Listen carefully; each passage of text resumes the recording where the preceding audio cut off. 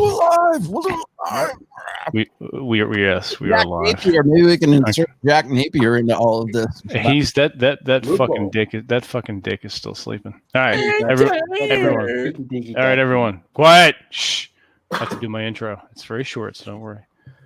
Mask and Geek number 89, live stream D&D. This is session 9. And without further ado, because I don't feel like mincing words, nor am I going to waste time, I'm going to kick it over to Dungeon Master, Raul Tomasi. I am your dungeon master. I will That's right. You will plunder my dungeon. Whoa, do we get breakfast with that? Howl and a kiss, at least. That's right. Do we get cuddled? Do we get cuddled? Yeah, Fuck. you got to reach around. God damn. Okay, first things first. Aaron, I need you to roll D4. Holy crap! Right out of the gate. Right out of the gate. Big old one. Big old one. That's your luck point for this game. Okay. All right. Keep that in mind. Oh, what's luck point? That's good. Okay. You're going to need it. Yeah. They're going to need it, laddie. Let's just do if Spencer shows up, he'll probably pick up pretty quickly here. The last time, excuse me, the last time you guys were in a room right now, you are in the temple of some nameless sea goddess. I'm not really 100% sure. But it is in ruins, as you guys already know. You already know the premise here, so I don't need to go back over why you guys are here. Searching for slavers, of course. But last time, just to recap what happened last time, we were in the temple, sort of exploring parts of the temple, and you came across a room where the ceiling of the room was sort of ripped out, and you could see up in the rafters there was a ledge, and it was when ghouls and 2 ghasts jumped down and you guys went into combat. Okay, so that's where we left off anyways. None of you got paralyzed. Some of you got a little bit stung, and a little bit of you did get a rake across the chest. I believe Gray got raked, and I know that that's Spencer's Sin got raked too. So you're going to need a little bit of time to sort of recuperate, and that's really what you guys have kind of been doing for the last hour. Maybe you're not really sure. Time is kind of hard to track here, but so what I'm going to let you do is, Drew, you can have one spell back from for a short rest. One, and hit point or hit dice. No spell slot. Oh, one spell slot. All right. Yes. And let's see. Damage wise, you guys. I'm trying to remember if. Actually, wait a minute. Let me call up my PDF here for you guys real quick. Right there. Yeah, none of you guys are really in too bad a shape at this point, so you guys are going to have a short rest here. And the most notable thing about the rest is that you notice that Sin has sort of gone from his usual sort of drunken stupor to being a hairy beast. Oh. And had the very right now, as I said before, the ceiling, there's some holes in the ceiling, in the rafters. You guys managed to jump up. I forget who it was. I got up there to look around. Maybe I think it was you, Aldemar. We got up to the top and sort of look around. Rain's starting to come down outside the temple, but you guys are inside the temple, so it's just sort of drizzling down into the room that you're in right now. You're kind of sitting in a room full of just debris and trash, and it looks like what was left of the ceiling and just sort of burned out detritus, let's just say, in the center there. So you guys are kind of just sort of recuperating there along the walls. And Lupo, by the way, is absolutely terrified of Sin at this point. So he's just like hanging on to you right now, Drew. Like what the fuck is that guy? And he's kind of he's moving himself back into sort of shifting back into a human form, whereas before he was almost like very beast-like, almost very like wolf-like, very canine-like, and has reverted now back to his more human form. and he's a little out of it. He's kind of like confused, very much Aldemar, like the way that you found him the first time when you found him in the forest, and he was kind of like he was passed out, and there was when the first time you met him, basically. So he's kind of in that same kind of state right now, where he's I don't say bewildered, but he's just sort of confused. Yeah, go ahead. I am going to approach him and examine and check him for wounds. Other than the gaping wound that was raked across his chest by the ghasts, he seems to be okay. He's still wounded, but he appears less wounded than you thought he was initially. Okay. Does he appear to be healing quickly, or how bad does the wound look? Like, how would, if I were looking at it, would I be concerned? I think it's definitely a laceration from like sort of long claws from the gas as you experienced yourself. And remember, he was only wearing chainmail, so it kind of ripped into the chainmail. I kind of ripped down on it. I ruined a little bit of the chainmail. So other than that, it's hard to tell. It's certainly a laceration of some sorts, and but he's not bleeding out or anything like that. Ooh, okay. We'll wait and see. I'm not going to cast healing right now. Then I'll wait and see how he does. Okay. And Sarah, you were there too. You didn't contribute too much to this, but you just sort of saw the whole thing as it transpired. You guys are now, I don't know if they caught you up with what we did last session. So you guys are now in the temple. Okay. Okay. So right now, the rain is just kind of like drizzling into the center of the room. You can tell that it is probably getting on towards like 5 o'clock. So it's getting on towards the evening right now. Still a little bit of light, so you can still see through the top of the ceiling.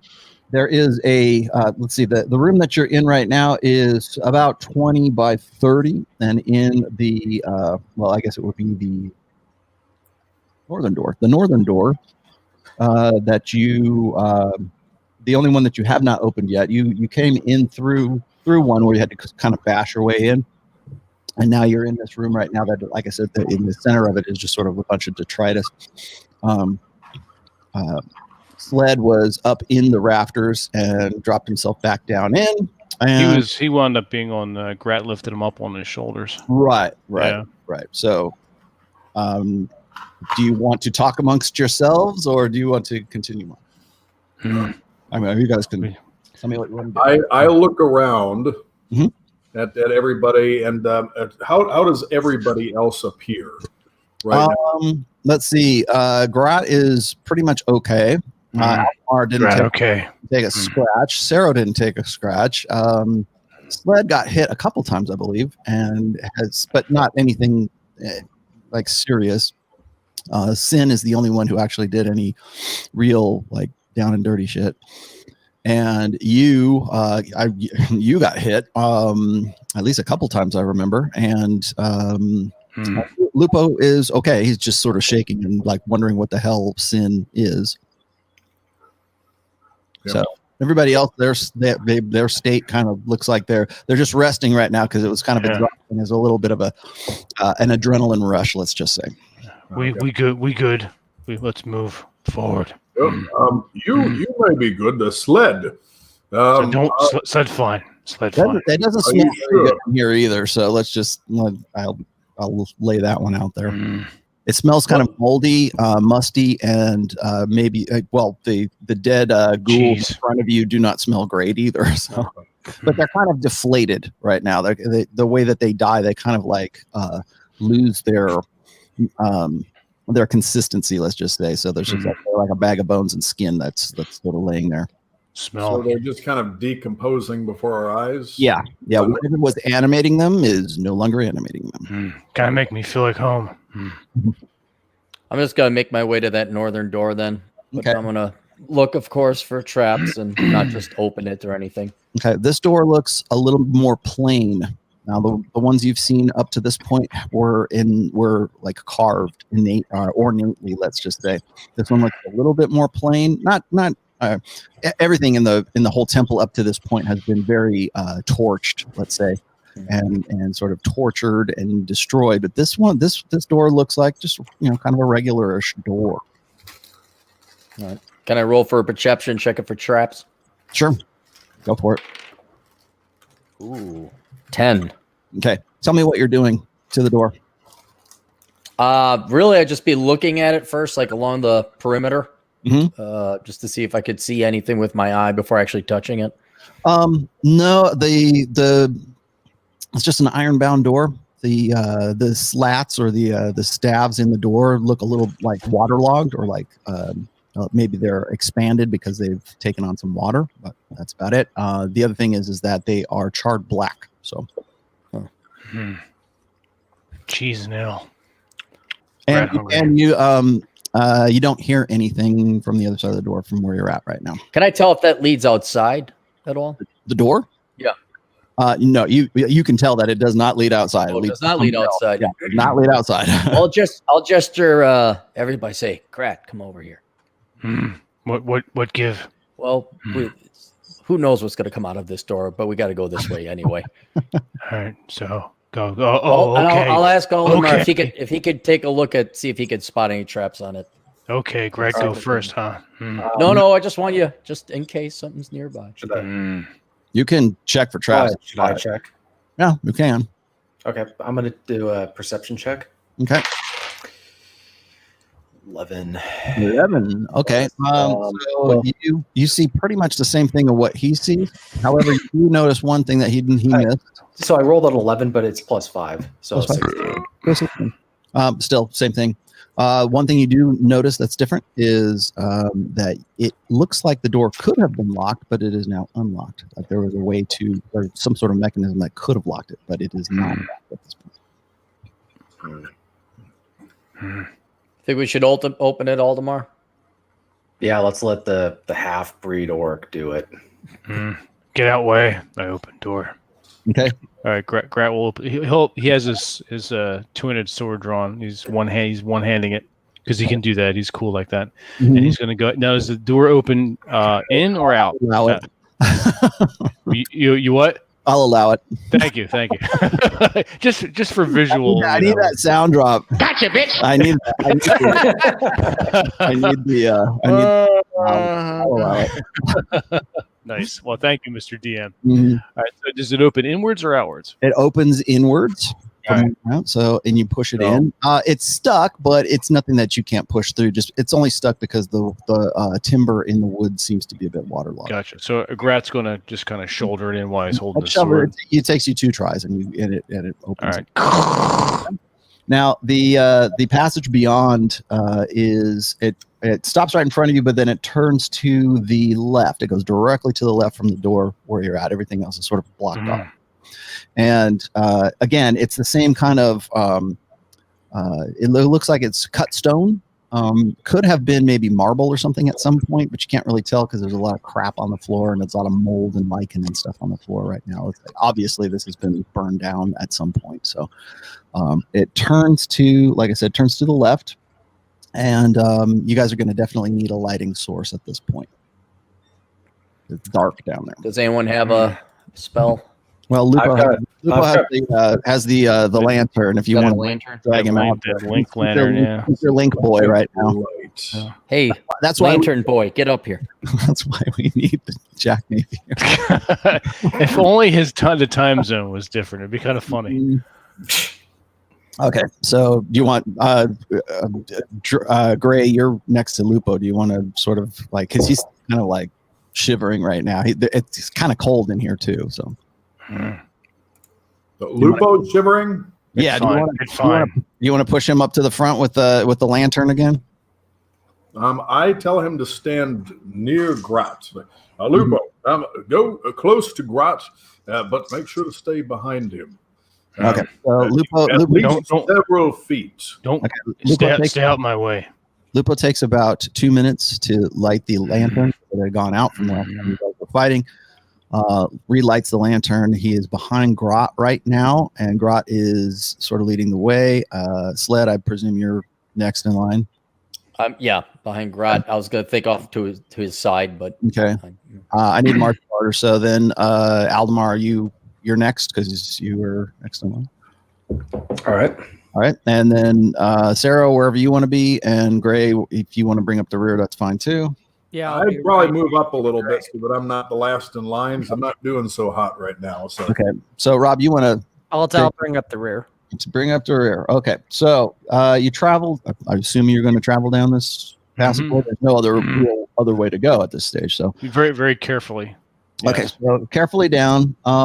You get to you follow this down about 40 feet, and then the passage then turns to the north, which is your right, and then it travels for another 20 feet, and you come to a set of stairs that are stone stairs. They're not wood. They're stone stairs, and they're leading upwards right now. Where do the stairs go? They go up. They go up. Wooden stairs? No, they're stone stairs. You guys want to tell me what you do within that last, say, 50 feet? I'm just going to look around, see if there's any rocks that look out of order, any of the marble tiles that looks, anything for a trap. Okay. Trap. Go ahead and roll perception check, Sled. 17. No, you don't see anything. You also notice that when the stairs lead up, it looks like you're going up a flight. Maybe you're going up one story on these stairs. That's the best you can guess. Grot, I need you, Grot and Aldemar, I need you both to roll perception. 13. 13, and Grot, is that your adjusted? Aldemar? That's my adjusted. Yeah. Okay. I rolled a 2 with a +1, so that's a 3. So I don't see shit. And Sinral's natural 1. Aldemar, Jesus Christ. Aldemar, you smell something that's very, very faintly smells something like sweet. Like maybe it's like maple syrup or something like that. Very, very faintly on the air. You're not even sure you really smelled it. I'm going to cast Find Traps. Yeah. Okay. Do you want to? Yes. All right. Okay. So here's how we're going to, and I meant to be doing this before. So it's going to take you, it'll take you 2 segments to do that. So it'll take you about 30 seconds to a minute to cast that. While he's doing that, and Rob, what do you want to do?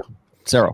Oh, I'm prepping a spell myself. I'm prepping Burning Hands. Burn that shit up. You're just going to prep it then, right? Yeah, it's I'm basically putting one at the base of the stairs right now, and you're kind of looking up and always up. And, yes. As we know. And so basically the only light source you have right now is the lantern, is the bullseye lantern that Lupo's carrying around for you guys. But it seems to be working pretty well. So. All right, so that's you're at the base of the stairs. You cast Find Traps. It goes off. Gray, where do you aim your Find Traps? Like upwards along the stairs towards whatever's along the top landing, that general area. Mm-hmm. Okay. Let's see. You guys think there's a trap here? I'm getting the sense there might be a trap here. Something odd. There's nothing that way. Of course, is your magical sense is telling you there's nothing magical or trappy that way. I don't detect anything above the landing that might indicate a trap, but proceed cautiously. Okay. I can climb walls. Sin is still kind of out of it. He's kind of walking. He's a little more conscious right now, so he's kind of walking along with you, sort of in a daze, but he's with you. Okay, so you're at the base of the stairs. Let's see, Grat, you're in the lead. I am. I'm walking up slowly, one at a time, taking a breath between each step, and just kind of tapping the steps with my sword tip. Okay. The closer you get towards the top of these stairs, you can hear rain, but there's nothing coming through the ceiling. What direction?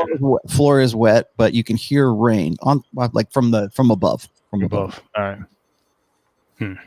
Rain. Hear rain. Floor wet. Don't see anything. Need more light. Good. So Lupo will follow you up, and he's right next to you. All right. Shine floor. Okay.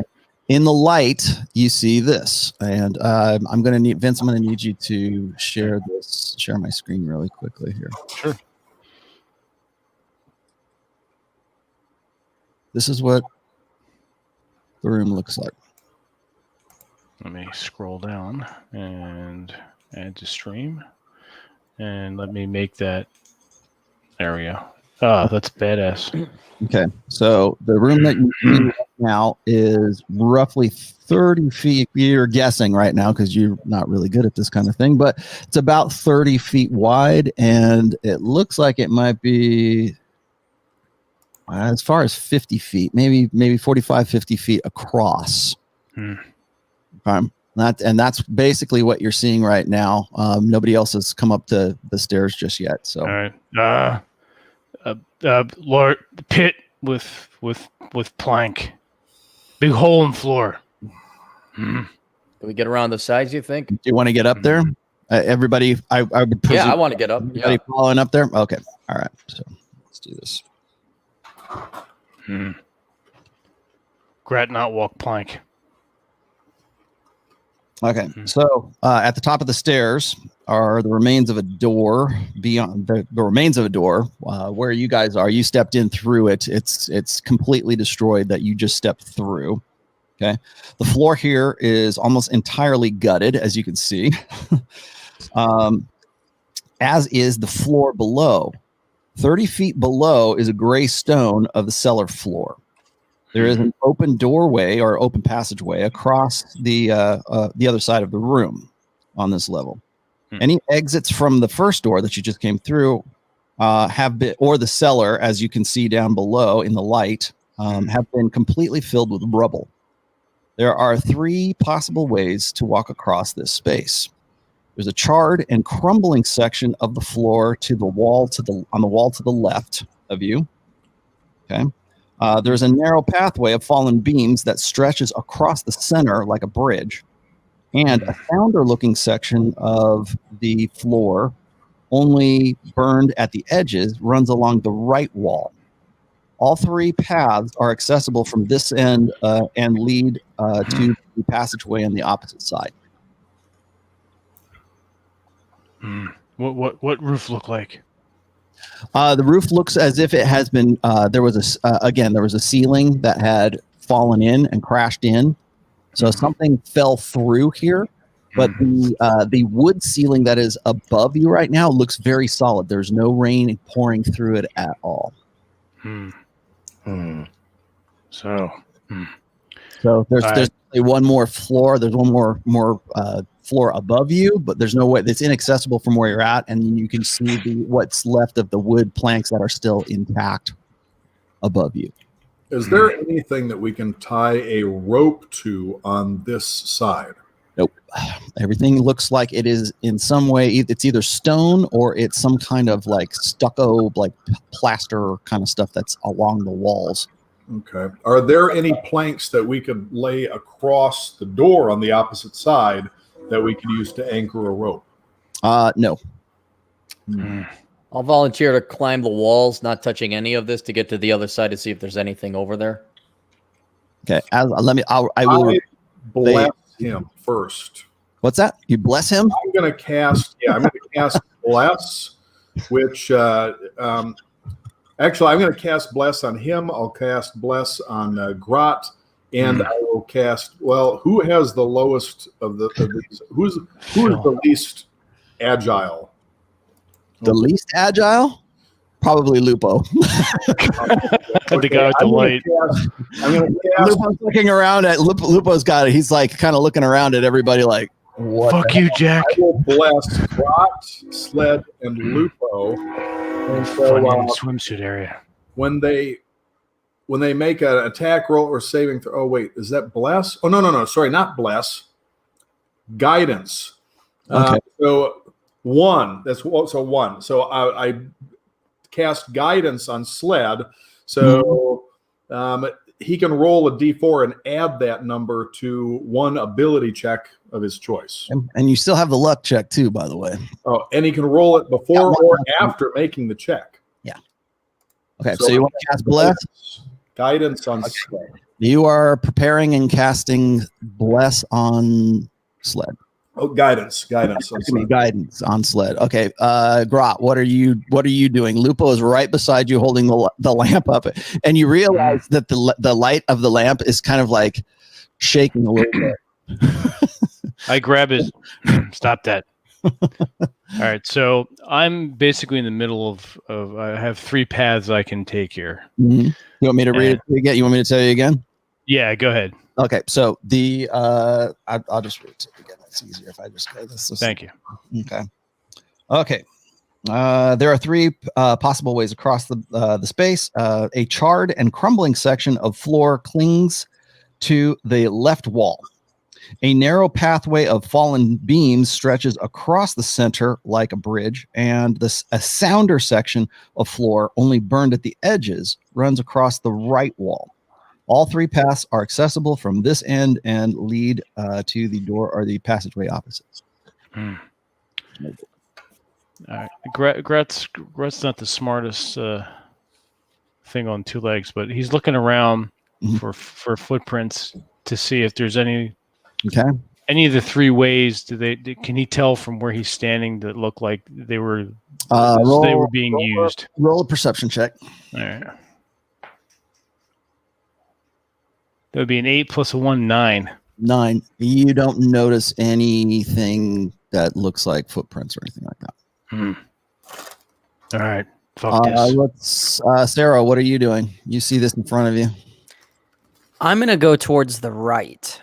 I want to start making my way to the right where the floor is the most stable and not all charred up. Okay. So you're going to move over there. Let's see. Aldemar, what are you doing? Sorry, I was on mute. Let's see. I'm still observing. I'd like to do a perception check, honestly. Okay. 25. 25. Okay. You notice that there are some footprints that look as if they are running up to the plank along the middle way there. And they don't look like, they look smaller than human sized. Let's just say they look like they're small footprints. Are there any other footprints anywhere else? And they don't. I'll also say that since you rolled 25, they look the footprint itself looks humanoid, like a person's footprint, not like a paw or anything like that. Just in case you were wondering. Right. There's no other footprints on the sides, like on the left. No, not that you can tell from this side, because you can only look so far before you have to kind of like work your way out across the room. So I'm chatting with the boys. It seems like the plank is what's being used to cross. The other sides don't look like they're capable of being crossed from this point. The only question is whether it can support my weight or the weight of anybody else here. Is there anybody who's Grat's weight for that matter? Is there anybody who's lightweight and under 5'9"? Lupo. Sled and Lupo. I think I'm 170. I'm 149. He looks. I'm not going to tell you how much he weighs, but he looks pretty stout. More than 200 pounds. Let's just say that. Yeah, Grat's 230. Is there anything in the? Yeah, is there anything in the ceiling that would allow me to throw a rope around it? No, not from here. There's no rafters or anything like that. It's just like straight up to the top. All right, who wants to go down the rickety, suspect-looking plank first? Well, first off, Gray, your guide goes off on Sled without a hitch. So, Sled, you are guided right now. Okay. Zero has moved over to the, I guess you said the right side, correct? Mm-hmm. Zero, okay. And Sled, do you still want to crawl on the wall? Climb the wall. I want to climb the wall on the left side, so I'm not touching any of it. On the left side. Okay. All right. So you're beginning to climb the walls, and so this is how things work for climb walls in AD&D. Okay, you're successful for like the first 10 feet, and then we start rolling to see if you're unsuccessful to stay on the wall. Okay, so you're making your way across the first 10 feet, and because of the guide, you have no problem getting across or getting to where like about first 10 feet out right now. Mm-hmm. So you said the left side, correct? Left side. Left side. Okay. Sarah, you are on the right side right now. Correct. Okay. So you step out onto the right side, and it seems like it's you hear a little creaking, but not. I mean, sorry, what? I don't have it on offhand. What's your weight? My weight is 170. Okay. Is that with your gear? Yes. Okay, with gear 170. Got it. Okay. Aldemar, what are you going to do? You're trying to explain this to everybody as they're kind of like trying to intro it. I'm not quite sure what so I guess where am I at right now? You're right in front of the plank. The main You're standing next to me. Okay. And Gray's right behind you, and Lupo's with you too. Okay. With the shaky light. Yeah, the only two people who are making the move right now are a sled falling across the left wall, and Sarah is like inching his way across the right wall. Gotcha. Quick question: how far deep or how deep is that pit? 30 feet. 30 feet. Okay. I take out. I'd like to make a suggestion. So it's 30 feet down. So it's okay. What I'm gonna do is I'm gonna take out my rope. I'm gonna tie it around my waist, and then I'm gonna hand the rope off to Grot and to Gray. And guys, if I right behind you as well too, so yeah, guys, if I fall, hold on to it and pull me out. When I get to the other side, right, then someone can take the rope and come join me. And if they fall, I can make sure that they don't fall in. Okay. So I start tentatively around Grot's waist. Okay. Okay.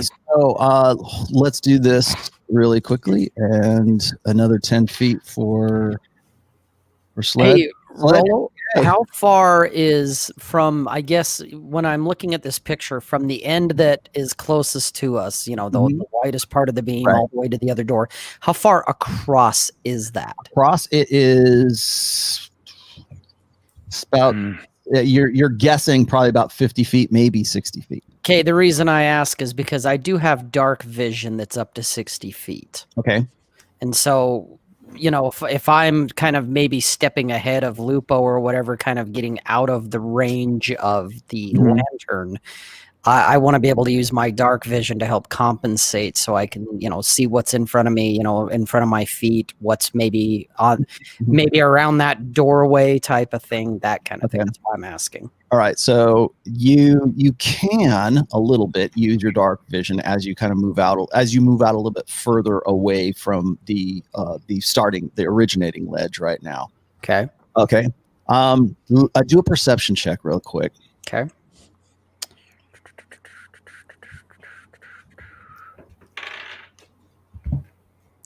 $10.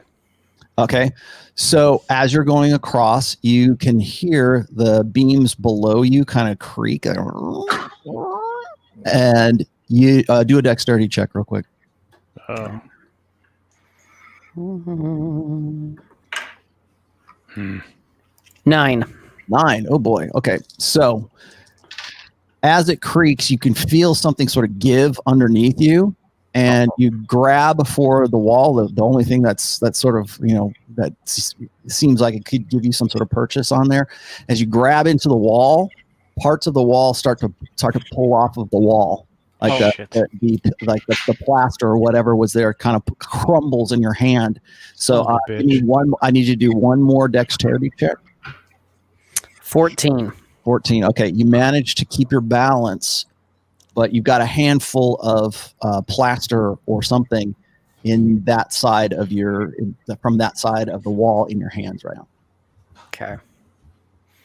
So you're kind of like there, like, Yeah. You Shit. as Sled, you see all this happening. Yeah. Okay. Kind of laughed to myself a little bit. Like, You've worked your way across just Dick. about. You've worked your way almost halfway across, Sled, and still doing okay. So you're on that side. You notice as he's sort of pulling pieces of the wall off, you can see how your side of the wall it's a little bit crumbly, but it's not falling off in your hands. Kind of crumbly. all right. Okay. All right. So Aldemar, you have the rope around you. Right. And I'm tentatively walking forward. So you're going across. You're going to go across first. Who are you going to wrap it around? Anybody else or just yourself? I just got it wrapped around me. And Okay. so I've got the other end of it. Graz they've got the other end of it. They're They're not going across with me. That's too much weight, especially when we get into the center. Mm-hmm. Or when I get into the center, that's going to be the critical point. So I'm walking really slowly, listening for any cracking of the wood, trying to get a feel for whether or not it's going to be able to support my weight when I get to the center part. Okay. Okay. So let's do this. You sort of inch your way out. Tell me how you do it. I'm actually walking. Sell it to me.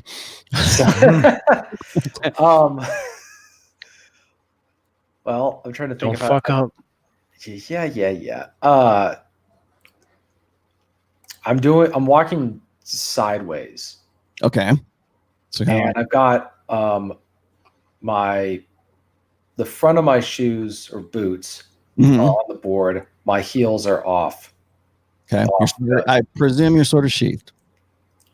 My sword is sheathed, yeah. Okay. So you got your hands free in case you need them. Okay, so I'm just proceeding very slowly. Okay. You get to about the midway point, and the plank bows, but it doesn't. It kind of you gotta make a dexterity check real quick. Easy one. Oh, baby, come on. One. Come on, No. one. Jesus. On your honor. What'd you got? I got a 14. 14. Okay. And that's adjusted. Yeah. Adjusted 14. Yeah. Okay. So you're fine. You kind of wobble a little bit, and everybody's kind of like, Holding their breath. but the plank seems very sturdy, All right. and you kind of you're inching your way across right now. Sled, you are in the last 15 or so feet. Last period of the hockey game. You're still okay. You're right at the corner at this corner right over. I see. You're right about this corner right here. Okay. Okay.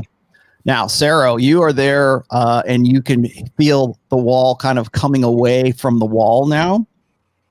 And now you can feel below your feet something is sort of given right now. Crap. All right. This is probably going to not be the wisest move. Go quick. So I'm literally going to just walk run this way. Yeah, and I'm okay. So basically, I'm just gonna run straight across. It's like, Okay, fuck so it. you're gonna try to bolt the rest of the way across. Yep. Okay. Yep. All right, man. Here we go. This should be interesting. All right, I need to roll. On your honor, you're gonna have to make 2 dexterity checks to get across from that side. So go ahead. Okay. And, before you make the check, do you got to sell it to me, and then second of all, you don't have any time to cast any spells, so go ahead. And I don't have any spells that would help for something like this anyway. Mhm. So it's just gonna be fuck and just run. Two dexterity checks. So first one, 17. Okay, so that one you're okay. The wall starts crumbling, and that side of the ledge there starts crumbling into the 30-foot pit that is below you. And so what's happening now is the wall is starting to fall away, like parts of the wall. Like it looks like the whole wall, but like a part of it, like had been constructed over it, is now falling into it. And it's following you. So you've managed to get past the first part of it. Indiana Jones I have style. a wave. Yeah, exactly. And that's kind of how I'm literally, it's the Indiana Jones run. Okay. Okay. And I just rolled a 15. Okay. You make it to the other side, but as you get to that point, the floor falls out from under you. Fucked up that wall. You managed to grab onto the edge of the right over here. I'll just show you right. Is that the wall that Sled Right was about climbing here? on by any chance? Right about here? All of this is fallen in, but you just managed to grab onto the lip of that right about here right now. Okay. So, Aldemar, you see all this happen, and the beam kind of shakes a little bit when that happens. So you got about maybe 10 or 12 feet to go. What do you do? Before I reach the other side? Other side, yeah. Get moving. I start moving faster, higher speed, but like high velocity, low impact. Right. Okay. So I'm moving quickly, but with as little impact actually on the board, trying to keep as much weight off. You're gonna have to make another dexterity check, just an easy one, just from the shake of the wall falling in from that side. Come on, baby. Come on.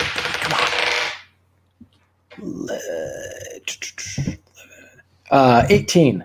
Okay, you managed. As you get toward the opposite end, it's more stable because that's where the base of it is. So you get up over onto that side, and there you see Sero is just barely hanging on to the edge of that lip on that side right there. And it's 30 feet down, as you know. Now, the rope, Grot, is in your hands. There's a rope attached to him. And you have it like sort of like doubled up or around your forearm right now.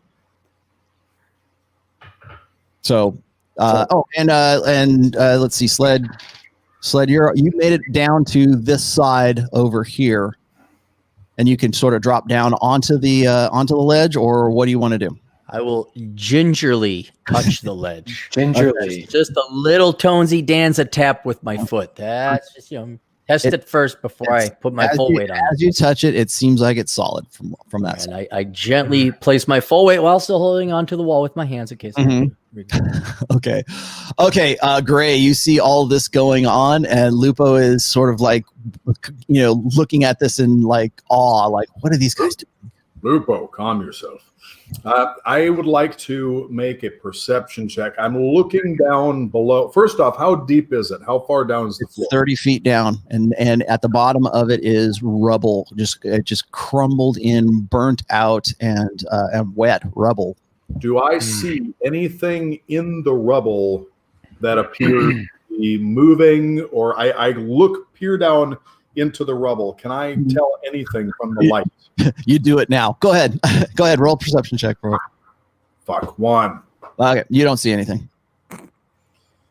Nothing. Well, you don't see anything, and nothing's moving.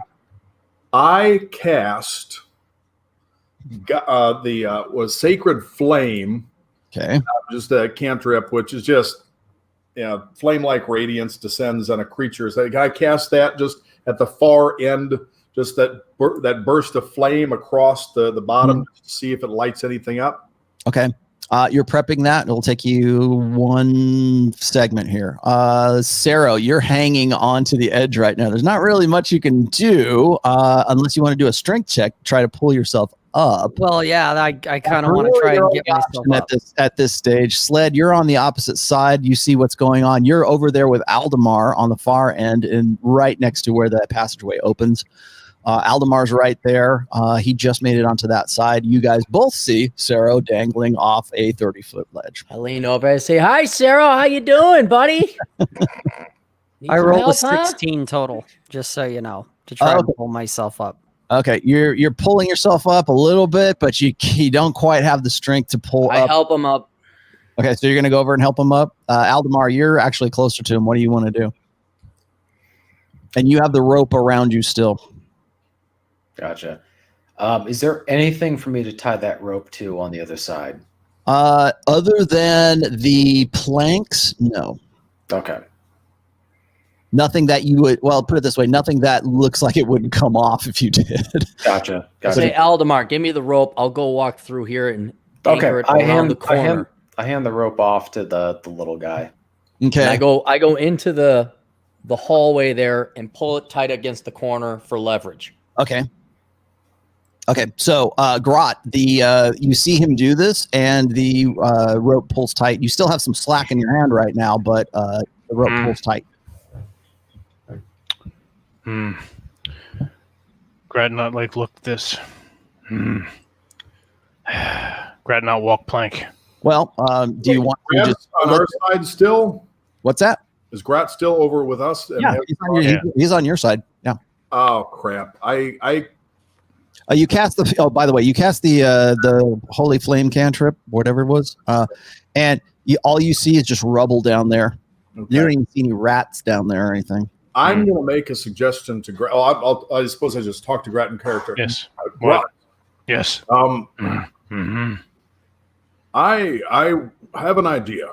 Rather than risk crossing on the sides or taking our chances on this plank, especially with your prodigious mass, what if you saying I'm fat? You are. You said I'm fat. You have the considerable. Lower him down. I yell across. You lower. We tie a rope around the plank, and we lower ourselves one at a time, cross together, toss the rope up. They can haul you up, and then you can haul Lupo and myself up. Little bit less risk of falling. It does look rough down there. There's still a risk of turning your ankle, but I'll take a turned ankle over a bashed skull. Sound good. We try that. Yes. We've all got rope. So I'm going to cast, because guidance is a cantrip, so I can just keep casting it. I would like to cast guidance then on Grot. Okay, so because you cast that once already. Did you want to burn another slot for the same one? Oh, wait a second. Guidance is a cantrip.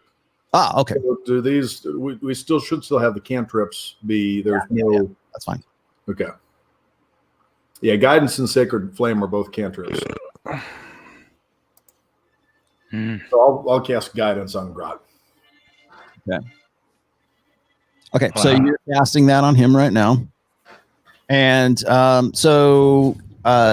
on the opposite side right now, you feel kind of like it goes slack and it comes back again. You don't know what these guys are doing on the opposite side over there. And you're trying to pull it tight for them. And I say, is Sorrow doodling around? Aldemar, are you helping Sorrow up? Yeah, sure. So you're gonna yell across or something like that. I'm just gonna. Well, he's not that far away. I'm just asking. So Aldemar is hauling up Sorrow right now. Sorrow. Okay. Then I'm just going to look over, say what's going on, holding on to it, and okay, he's being let down, but we're still gonna have to pull him up on this side of the rope. So I'll just wait for Grot to get to this side. Okay. Okay. So Grot, what are you going to do exactly? I don't remember. So you're on that side. You've got this rope in your hand. Sled's on the opposite side right now. He's got the rope there on the other end of it.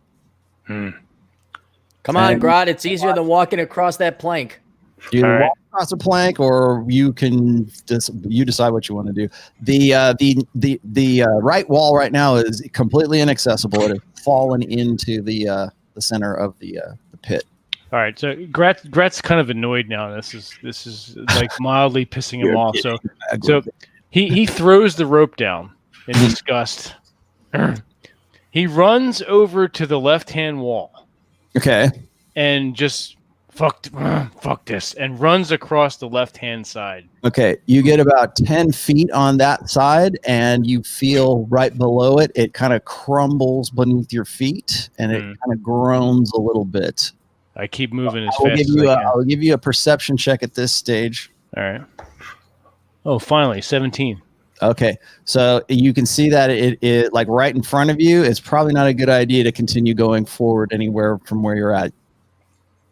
All right. So unless you want to try, it's up to you, man. You can pull a Grot, or you can. I'm gonna pull a Grot, and then he's like, fuck this. So when he feels that kind of sort of give under his foot, he just springs. He's gonna leap. A jump? Okay. Yeah, he's gonna jump. Okay, so in that case, I'm going to need you to do 2 dexterity checks here. And dexterity is, I get a +2. All right. Get this out of the way. A handy dice roller cup here.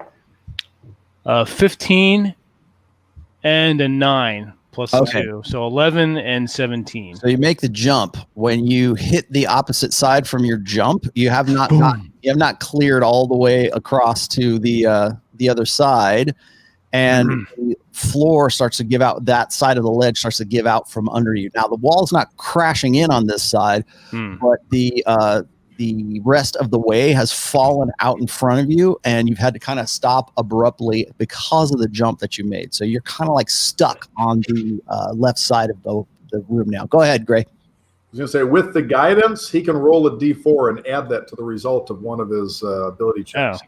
Mm-hmm. Do you want to try to jump the rest of the way? Yeah, I'll try to jump. Fuck it, I'll jump through. I've come this far. Okay. All right, so I'll do another roll and add a +4. Okay. Where the fuck is my 4-sider? Why am I missing a 4-sider? No. There it is. Okay, so 8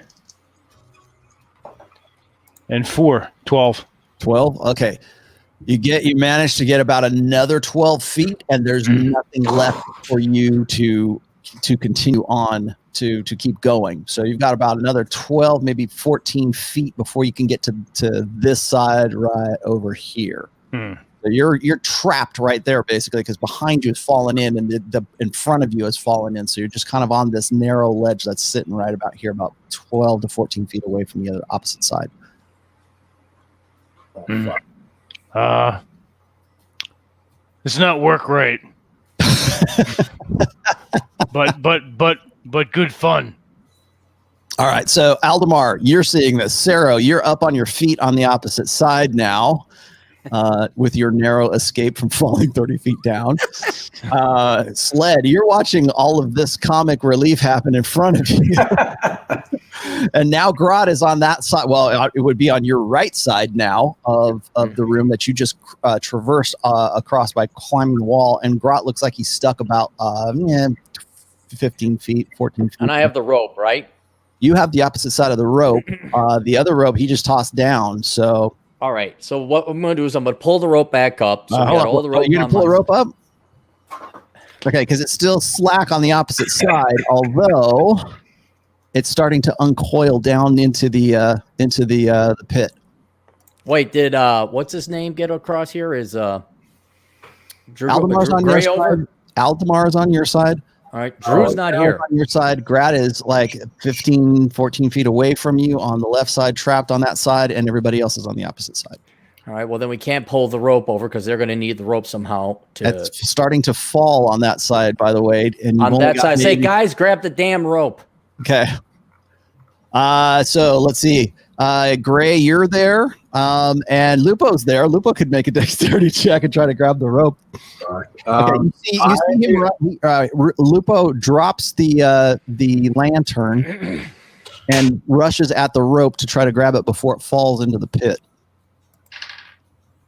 Okay, the lantern, good luck. It falls backwards instead of forwards into the pit, so it falls back towards you, Gray. Okay.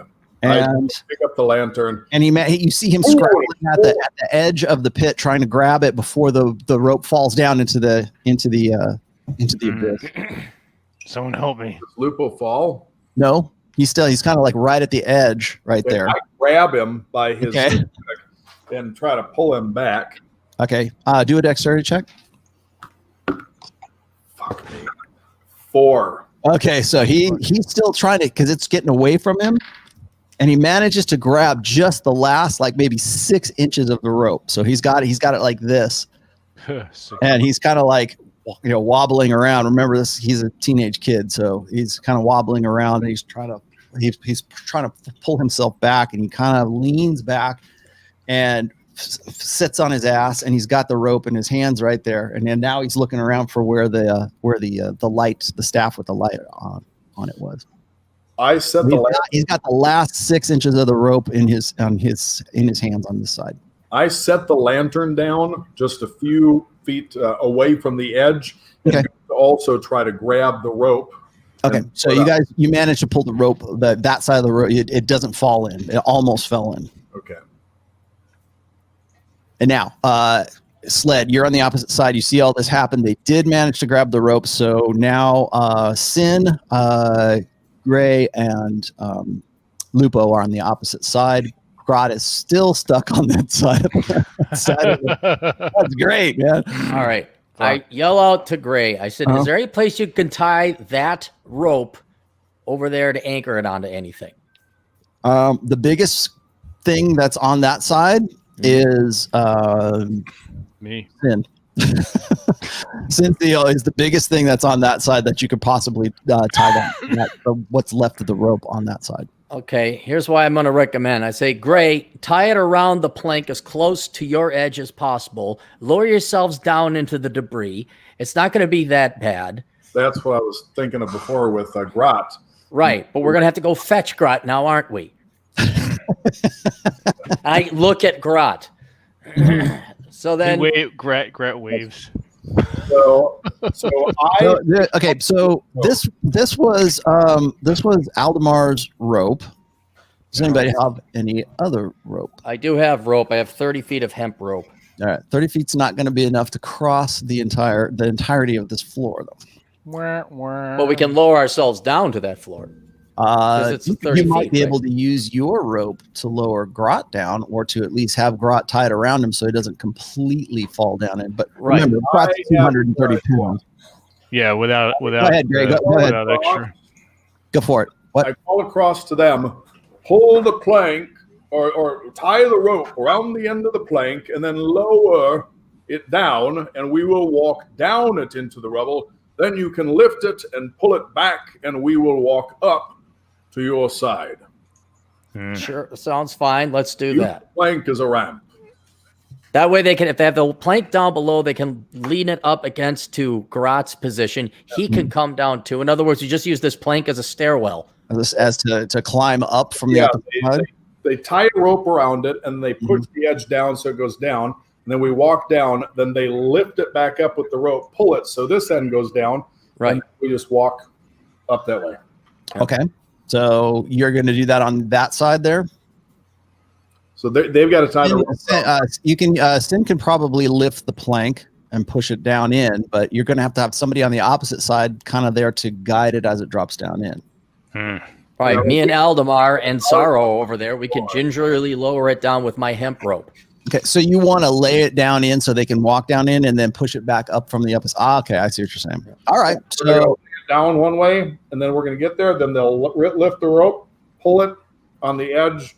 So they'll let it down with the rope so we can walk down. Once we walk down, they'll lift it up and then pull it so that end comes down, and we'll go back and we'll walk up the other end like Okay. So there is one addition I'd like to add to that plan. While you're in control of we'd have to move the rope then. But you got your own rope. You could toss it up to Grot and he could pull it up. In other words, we use the plank to get Grot down. So my hemp rope is on one end of the plank. Your regular rope is on the other end. And then they should be able to toss the rope up to Grot. He grabs it, pulls it up, puts it on. He can walk gingerly down. We still have the rope on my end. Right? Oh, wait, it probably wouldn't reach 30 feet because it's 30 feet straight down. I don't have enough rope. Nope. All right, let's get Gray and Lupo and Sin over here. And then we're going to just toss a rope to Grot. And with all of our might, we're going to hold on to the rope and just basically swing him in like a pendulum. And hopefully he doesn't take too much damage. Okay. Swing down below. Yeah, that sounds real good. Okay, so what's the first thing you're going to do? Now, fuck it. Let's just send Lupo across. Okay. And Lupo, how much does Lupo weigh? Not even $110. He's a skinny kid. He's tall, but he's a skinny kid. So he maybe $120. And how far does that lamp cast light? It covers most of the room. You can see the opposite side. You can see in the light of it. You can see Aldemar and Sled. So if he crosses with the lamp, I'll still be able to see from where I am. You want him to cross with the lamp? Yeah, you know what? We'll just tie it to him. Okay. So he can't drop it, and that way he can use his arms for balance. And I'm also going to cast guidance on Lupo before he tries to cross. Okay. Okay, so you cast guidance once again. And so what are you going to... So the rope is still there on that side. Sin grabs the rope and points at, let's see, at Aldemar. And Aldemar's a little bit more stout, and tells you to hold onto the rope, to stretch the rope across so he can at least hang onto the rope as he's going across the divide there. Okay. So what Sin is doing is he's on the opposite side of you, Aldemar, and he's telling you like hold as much as he can talk right now. He's telling you hold the rope. Okay, I grab the rope and so you can hold it taut across the beam. I'm going to say something to Lupo before he starts. Let's try to encourage him, and so that he is not as afraid. So, Pelor has greater plans for you, boy. Do not fear. Okay. This is not where He does like this. I can do it. I can do it, Father. I can do it. He seems like he's pretty confident about it, although he looks in his eyes, he looks a little scared. Oh, I know you. Okay. So he has the he's taking the pole with him as well across the back there, so it's like he can balance. So he's kind of gingerly walking his way across and holding onto the rope that you guys are holding at either end of it, and problem. And no problem. Okay, he at about the middle point, it just kind of wobbles a little bit, and then he makes it across, and he's now on the opposite side with Aldemar. He jumps across, and he like holds on to Aldemar, and then he pats you down. And I was okay, and he's waving across. I made it, Father. I'm picturing Jack doing this. Now he gets on the opposite side, puts the lantern back on the staff at the top of the staff, and he's there. Now the light is on that side of the room. So Sin, Gray, you guys are on the opposite side still, and Grot is still stuck on his little island of adventure. Waves. I say I'm just gonna tie my rope so we don't lose this beam. I'm gonna tie my rope to that side of my side. Your side of the beam. Okay. Yep. Okay. So you've tied it off pretty good. You know what you're doing. You're a thief. Okay. So it's tied to that side. It's tied to right about the edge right here. Okay? Right. All right. And I say you're stuck. You're basically watching all this go on and just basically hoping that the piece that you're on doesn't fall off into the abyss. Well, this suck. And let's see. Well, I would presume your longsword is on your back right now. Correct. Yeah. All right. Yeah, I didn't have that in my hand when I jumped. Okay. Okay. So, what are you going to do, Gray? I am going to attempt to cross. Okay. Aldemar, you see him sort of waving. Are you going to alert Aldemar what you're going to do? Because the rope is still there. It's stretched between Sin and. I take hold of it and I make my way very cautiously, kind of testing my steps. Okay, so you get out to sort of shuffling. Okay, you're shuffling across, and let's see. All right, you don't hear anything. Awesome. Seems pretty, so far so good. You're out about 20 feet. I call to Grot. Now the rope is still tight between you and Aldemar and Sin, by the way. So okay, I say, hang tight, Grot. We'll get you. Good. It's lonely over here. Sarah, you see all this going on. Do you have any magic? Are you just gonna black on deals? Well, the funny thing is all my magic is offensive. It's stuff to repel invaders and kill guys. It's not meant to help people. So you don't can't do anything. You don't have any flight or levitate or anything like that. No, nothing. Now I'm looking at your page. Okay, so you don't. Okay. So you're just kind of there, just watching all this transpire. You can do it. You can do it. Okay. Now, Gray, you get to about the midpoint. I need you to make a dexterity check. 8 adjusted total. Okay. So you grab. It starts to wobble a little bit. I would presume you're going to grab for the rope at this point. I'm kind of hand over hand. Hand over hand. Okay. Give me one more dexterity check. 9. 9. Okay. The rope steadies you just enough so that you're kind of like there in the middle, and everybody's kind of like they think you're going to fall, but you basically stop right where you're at. Just fall. And you have the rope in one hand, and you're still like dead center of the room. Cross that. Sin is like now kind of grabbing the rope and sort of doubling it up around his forearm. And Aldemar, I need you to make a strength check.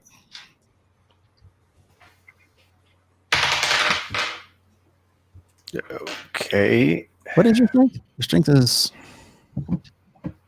strength is +5, so 16. 16. Okay. You look at here. Oh, there you are. I got TJ's character. Right? Okay. All right. So it just gets tight on you because on your end, your Sin's not going to drop the rope, and you're not going to drop the rope either. It's just that now it's kind of like wavering because he's in the middle, or Gray is in the middle, and he's got the rope in his hands at this point. So Gray, make one more dexterity check as they kind of tighten things up. 5. 5. Okay, so you're still kind of wavering right there in the middle. Okay, Sled, you see all this going on. Anything you want to do? I'm just going to make sure I hold onto the rope so that we don't lose this beam. So you're holding onto your rope so that if it falls, then you're going to be able to pick up the beam and be able to retrieve it. So that's what you're doing. All right. So, Gray, what do you do? It's on you now. So I'm just holding on to this rope. You're holding on, and it stops swaying, and you're basically stationary at this point. Trying to think if there's. I don't have any D-rings or carabiners on my gear. I can. No. Oh crap! I should have strung it through my belt or my backpack straps before I started crossing. I'm going to take a moment, and I'm going to say a brief prayer. Okay. Save my ass. Basically, that he gets me through this, and promise I will be more patient with the boy and kinder to the curse as much.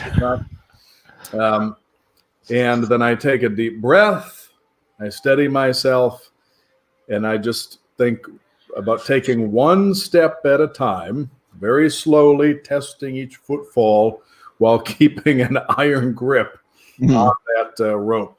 Okay. Trying to ignore the itching and pain from that scratch from earlier. Okay. So you're going to continue? I'm going to try. Again. Okay. So you're going to push across. You make it about another 10 feet. I need you to do one more dexterity check. 15. 15. Okay. You make it the rest of the way across. Makes up for the rest of the shitty. Sarah, I need you to do a wisdom check right now. Okay. Wisdom check. 20. Okay. A voice in the back of your head, like a whisper, says, "Push him in." Whoa. Hey now. That's fucking funny. That's all. He's on that side right there. He's up to that point, and he's right at the edge, and he makes it onto that side of the edge. So now all of you are across except for Grot, and Sin is on the opposite side. I'll yell over at Sin. Yeah. I'd say, okay. I'm going to move the beam and lower it down so you can walk down the beam. Does he have the rope? Not my rope, but the other. You have okay. So Sled, you have tied the rope around your rope around my rope. Your rope. Right. Okay. There is still a rope strung between Aldemar and Sin right now because he had the longer rope. So, When they start, I say, hold. What if we take both ends of the plank and we move it closer to where Grot is, and maybe he can then grab the plank and walk hand over hand to the side. Sure. Hmm. I am frustrated. I've had it now. I'm just gonna take my rope off the plank And go home. You guys tell me what you want me to do. Okay, so Sin's on that side. He's looking like he's looking at you, Aldemar. He looks like he's tying it around himself at this point. What if we tie Sled to the plank and Sled can walk out, and then he can tie it to Grat and jump off the other end, so both of them are kind of on the either side, and then they can kind of slide back. Okay. No. Sin is tying it around himself, and he's looking at you, Aldemar, kind of like he can, again, like he's in the dark right now. He's sort of, you can still see where he is, silhouetted where he is, but he's looking at you because the light is on that side right there. And so he's still got it wrapped around his arm, and he's wrapped it in. Now you can see him sort of tying it around his waist on that side.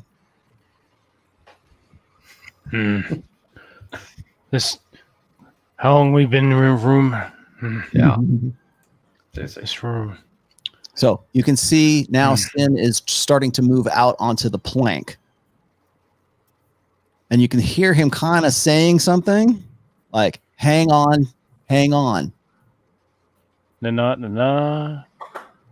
So you can see him moving out on his own. He's wrapped the rope around himself, and he's moving out onto the plank. The line now goes slack because he's coming towards you. What are you going to do, Aldemar? I'm not quite sure what to do at this point. Tighten the rope. Make sure there's no slack so it doesn't fall off. Tighten the rope as much as possible. Okay. Give me a wisdom check, Aldemar, real quick. It ain't good. 7? Okay, that's enough to know. That's enough to basically know that he's a lot heavier than you. Shouts, men. Whoops. Steady the plank. What? Steady the plank. Hold the plank steady. Okay, you have about 7 feet of rope behind you, Aldemar, as you're tightening, as you're kind of pulling this thing as he's coming towards you. So, Sled, you see that? Lupo is looking, and he's kind of like wondering what to do. Grot's over there just kind of like wondering what the hell is going to happen here. Grat's eating some lunch. I'm going to grab because I'm going to have to set my rope down. Mm-hmm. I'm going to grab the rope that Aldemar's holding on to. I'm going to beckon Sorrow over, like, come on, anchor this. Okay. Mm-hmm. Okay. And Lupo gets the message too. He does the same thing. So he gets Lupo, just don't you lose that damn lantern. I take okay, see, he's got it. He's holding it out for you guys. I take the lantern from Lupo. Help them, boy. I'm still a little woozy. Okay, he's made it almost to the center right now. You guys want to do anything different, or are you just going to brace yourself? Brace ourselves. Oh, okay. All right, so it kind of wobbles, and you can hear the edges, like the edges of the opposite side over here. This right here, whatever was anchoring this starts to go. You don't know what's going on the other side, but you hear like a sound coming from the plank itself. I'm glad I'm here. Oh fuck! Okay, so so Sin hears that, and he starts to shuffle over a little bit faster now. Okay, and let's maybe just make it. All right, so he manages to jump the rest of the way across. So he's now on your side right there, but that was actually a pretty good thing to do, which was double up an anchor for him, because he probably would have easily pulled Aldemar. Okay, so all of you guys are now on the opposite side, except for Grot, who is on the left wall, or now the right wall for you guys. Okay. I say, give me the rope. Okay. He's only about, like, from where you're at right now, he's maybe 15 feet, maybe 20 feet away. Good. Then we can all do this. Give me the long rope. Okay. Who's got it? Aldemar has it. Okay. I bunch up, and I say, Grot, catch, and I toss it over to Grot. Okay. Right. Roll to hit. Me or him? You. He throws it into the pit. No, because we also have Aldemar holding on the end of it. Oh shit! 6. What is this? Dexterity I add or? Yeah, add your dexterity. Okay, 11. Basically a missile weapon. Throw it at him. All right, 11. 11. Okay, Grot. It comes at you. You have to reach for it, so you need to do a dexterity check now, Grot. Son of a bitch! All right, so +2. 13 + 2, 15. Okay, he grabs it like this, and he's kind of like, oh. So you have it like right. wavering. Yeah, got rope. He's got it. So now what? I say tie it around yourself in case you get knocked out. All right, he ties it around his waist. Ties around his waist. Okay, so now it's around your waist. All right. Okay. Now what? Now we're going to have you basically swing off the ledge and hopefully not hurt yourself too much into the wall. We're going to all hold onto the rope. You're going to fall off. We're going to pull you over. Fall off. Okay. Drew, Aldemar, and Sarah, wisdom check. Go. Shit. Not good. Shit. 21. 5, but I've got a huge bonus. Yeah. A huge bonus, huh? Got my bonus. I've got a huge bonus. 9. Okay, Aldemar, you and Sarah realize that Grot is not that much lighter than Sin was. Oh yeah, I'm 230. Well, don't we have gear. all of us like all holding onto the rope? Are you going to brace? Is that what you're going to do? Pull all you fuckers with me. I wasn't gonna just have me do this. Okay, well, let me know. Okay, okay, Grot, what are you going to do? All right. You see them on the opposite side bracing. They've kind of taken all the slack out of the line right now. I'm looking around like, this is fucking stupid. So he's gonna jump into the hole. Okay. Towards where the rope is. So he's kind of like doing a Tarzan kind of thing. Okay. So, and he's going to jump. He's going to brace himself and then kind of jump down into the hole as best he can. Okay. Okay. So first off, it's wrapped around you. You jump in and pull them with me. Actually, I need all of you to do this. First off, Vince, I need you to do a dexterity check as you jump. All right. So he's going 40 feet down. Son of a bitch. 5. 5. Okay. So as he goes off, he kind of stumbles off. The last of the ledge crumbles and he flops down towards this side of the wall right all there. All you hear is fuck. And he's hanging on to it, but I need all of you to do a strength check, including Lupo. 13. I'm just holding the lantern. Oh, he's holding the lantern. Okay. Yeah, that's right. 13. Adjusted. Give me adjusted scores. 8. All right. Son of a bitch. 13 for me. That's adjusted. 13. Okay. Sarah. Pull all you into the pit. Sarah, I just did. That's 13 for 13. Sarah. Okay. So, and Aldemar, what was yours? Oh, fuck me. I just fucked you guys. You guys better hope to God Sin doesn't. Okay. Sin is in the back of all of this. And if it wasn't for him, you guys would probably be pulled in. As a matter of fact, sled gets really perilously close to the edge as it kind of tugs all of you guys towards the edge. That's funny. Now then, unfortunately, you've fallen about 12 feet and smacked into the wall, so you're going to take damage from that. Who, me? Yeah, you take 5 points of damage, Grot, from slamming into the wall. Technically, it's a 10-foot fall that I just gave you for I adjusted for the wall. So all right. So you've smacked into it. Now, so all hit the wall, have him on that side of the room. He's dangling over the edge of the pit right now. So I presume. Okay, what do you want to do? Do you want to try to pull him up, or Grot? Do you want to try to climb yourself? I'm going to try to climb up after I get reoriented from smacking into the wall. I'm going to try to climb up. Okay, so you guys feel this tug on the rope that you're all holding him onto right now. So you're pulling him up. Grot, do a strength check. You're only doing it for about 10 feet, or 12 feet. So go ahead. What I got to do? Strength check. Strength. Well, that's good. I got a plus. Yeah, you're good. Plus 5. All right, so we got 15 plus 5, 20. Okay. Combined with everybody helping you up over the lip and your own strength, all of you are now on the opposite side of the room. You people suck. Let us never do this again. Stupid hole. Now you look back and you see both sides of the room have collapsed in, and the only thing that's left standing is that plank across the board, across the entire son of a bitch. I kick at it. All right, so you've had the wind knocked out of you, Grot. So you lost 5 points. Everybody else has done okay. You actually surprised the hell out of me that you got across there without any damage. I know, right? Well, 5 points. All right, so you're on that side with the passage on that side. I need Aldemar to do Aldemar and Grot. I need you to do perception checks. All right, plus 2, 19. Okay, and what'd you get, Aldemar?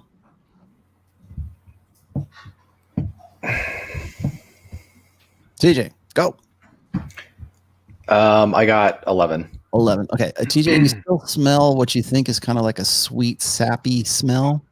Like maybe it's a maple or it's some kind of, I don't know. It smells like almost like a sap that you're not quite sure what kind of tree would make something like that. But that's the only thing you have. Like that's the only kind of like frame of reference. Is there any sign of any kind of like no leaf? God, bark. Go ahead, say it, TJ. Say it. any bark, branches, any dead limbs of any kind on the ground?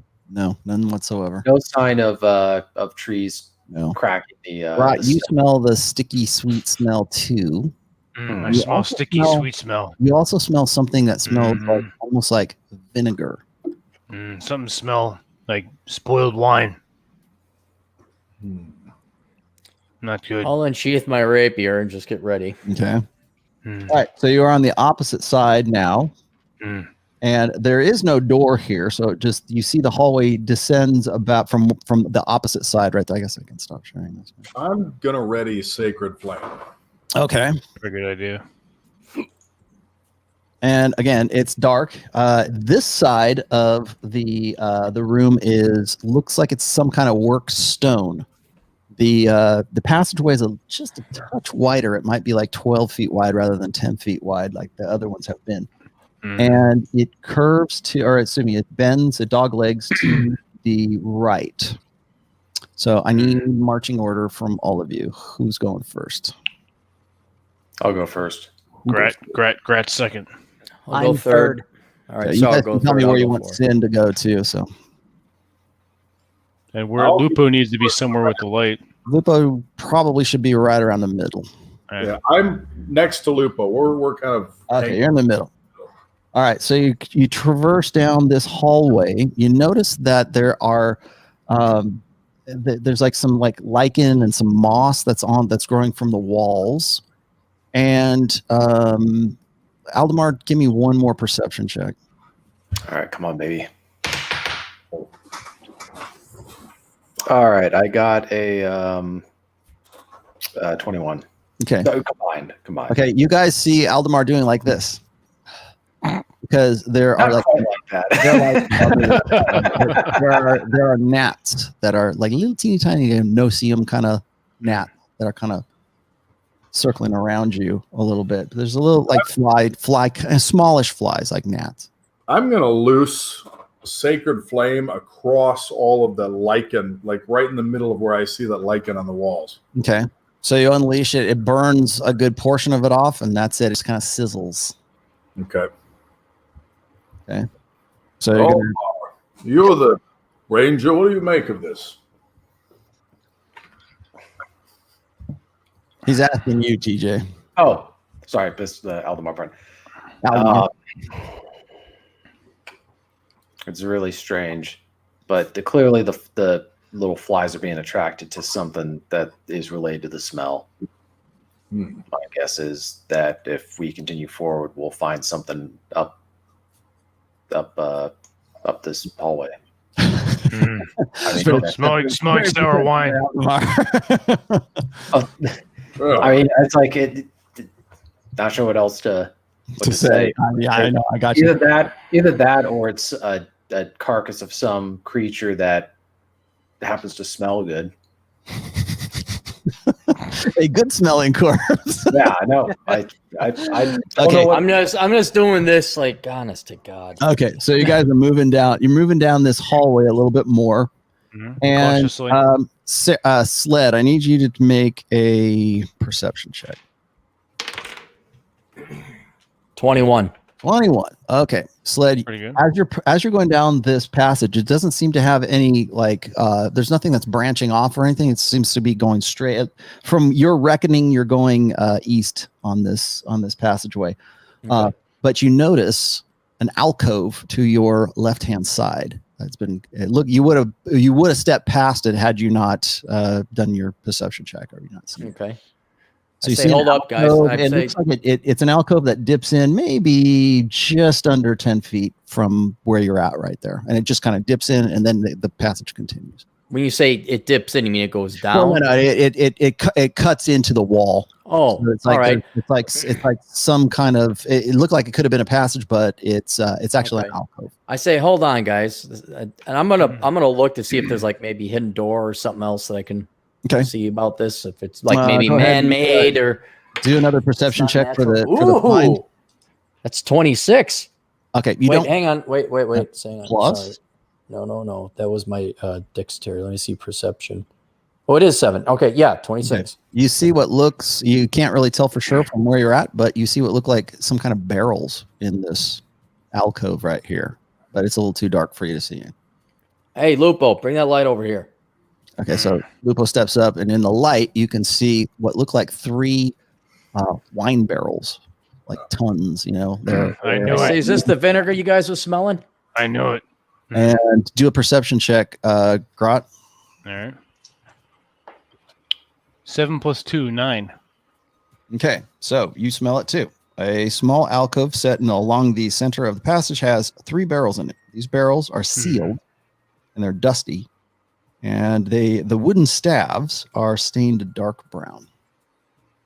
But that's the source of what you've been smelling. Bad wine, maybe. No cheese. Can we have much use for this here? Not really. No, something inside barrel. Want to break it open? Not really. Oh, all right. Okay. Remember, this was a temple, so. Is there? Greg kind of looks around. Does he see anything else? Nope. Nothing. Just dust. Maybe a few cobwebs. That's about it. Well, where to go now? Okay. You want to continue on? Yeah, let's continue. I don't care about the wine. Okay. So you move down about another 20 feet, and then to your left, you see a staircase that descends now. Remember, first you went up, over, and then now there's one that descends. And it looks like there's no door at the end of the staircase. It just opens up into another passage, or opens up somewhere. I'll walk down it first and check for traps. Okay. It descends for about 20 feet. Go ahead and check for traps. I rolled an 8. An 8. You don't find any traps. And it is the same kind of stone steps that lead down. They're not wood. Oh, okay. I say I'm 8 out of 20% sure, guys, that there aren't no traps on this. Okay. At this stairway. point, Sled, do a very easy perception check. 9. Okay. You smell the sweet smelling smell now that everybody's been saying that they've smelled. And you've also noticed that there are flies in the stairwell here. Some more of these bothersome gnats down here, and I'm smelling more wine down here. Why don't you guys come on down? All right, we join them.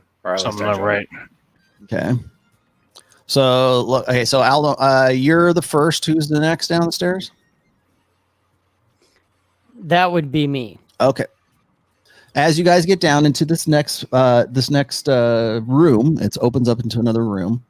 Across from you again, you'll see another door that's about 30 by 30 foot room. It's kind of small. and this lichen is all over the floor. And you see flies flying around this room. There's just you can look toward at the top of the room. You can see some holes in the ceiling. Again, there's cracked through. There's just a little bit of a light coming through. The last light of the evening is coming through, and over into the far from where you're looking at, from where the steps have come down, in the far left corner of the room looks like a big pile of rags.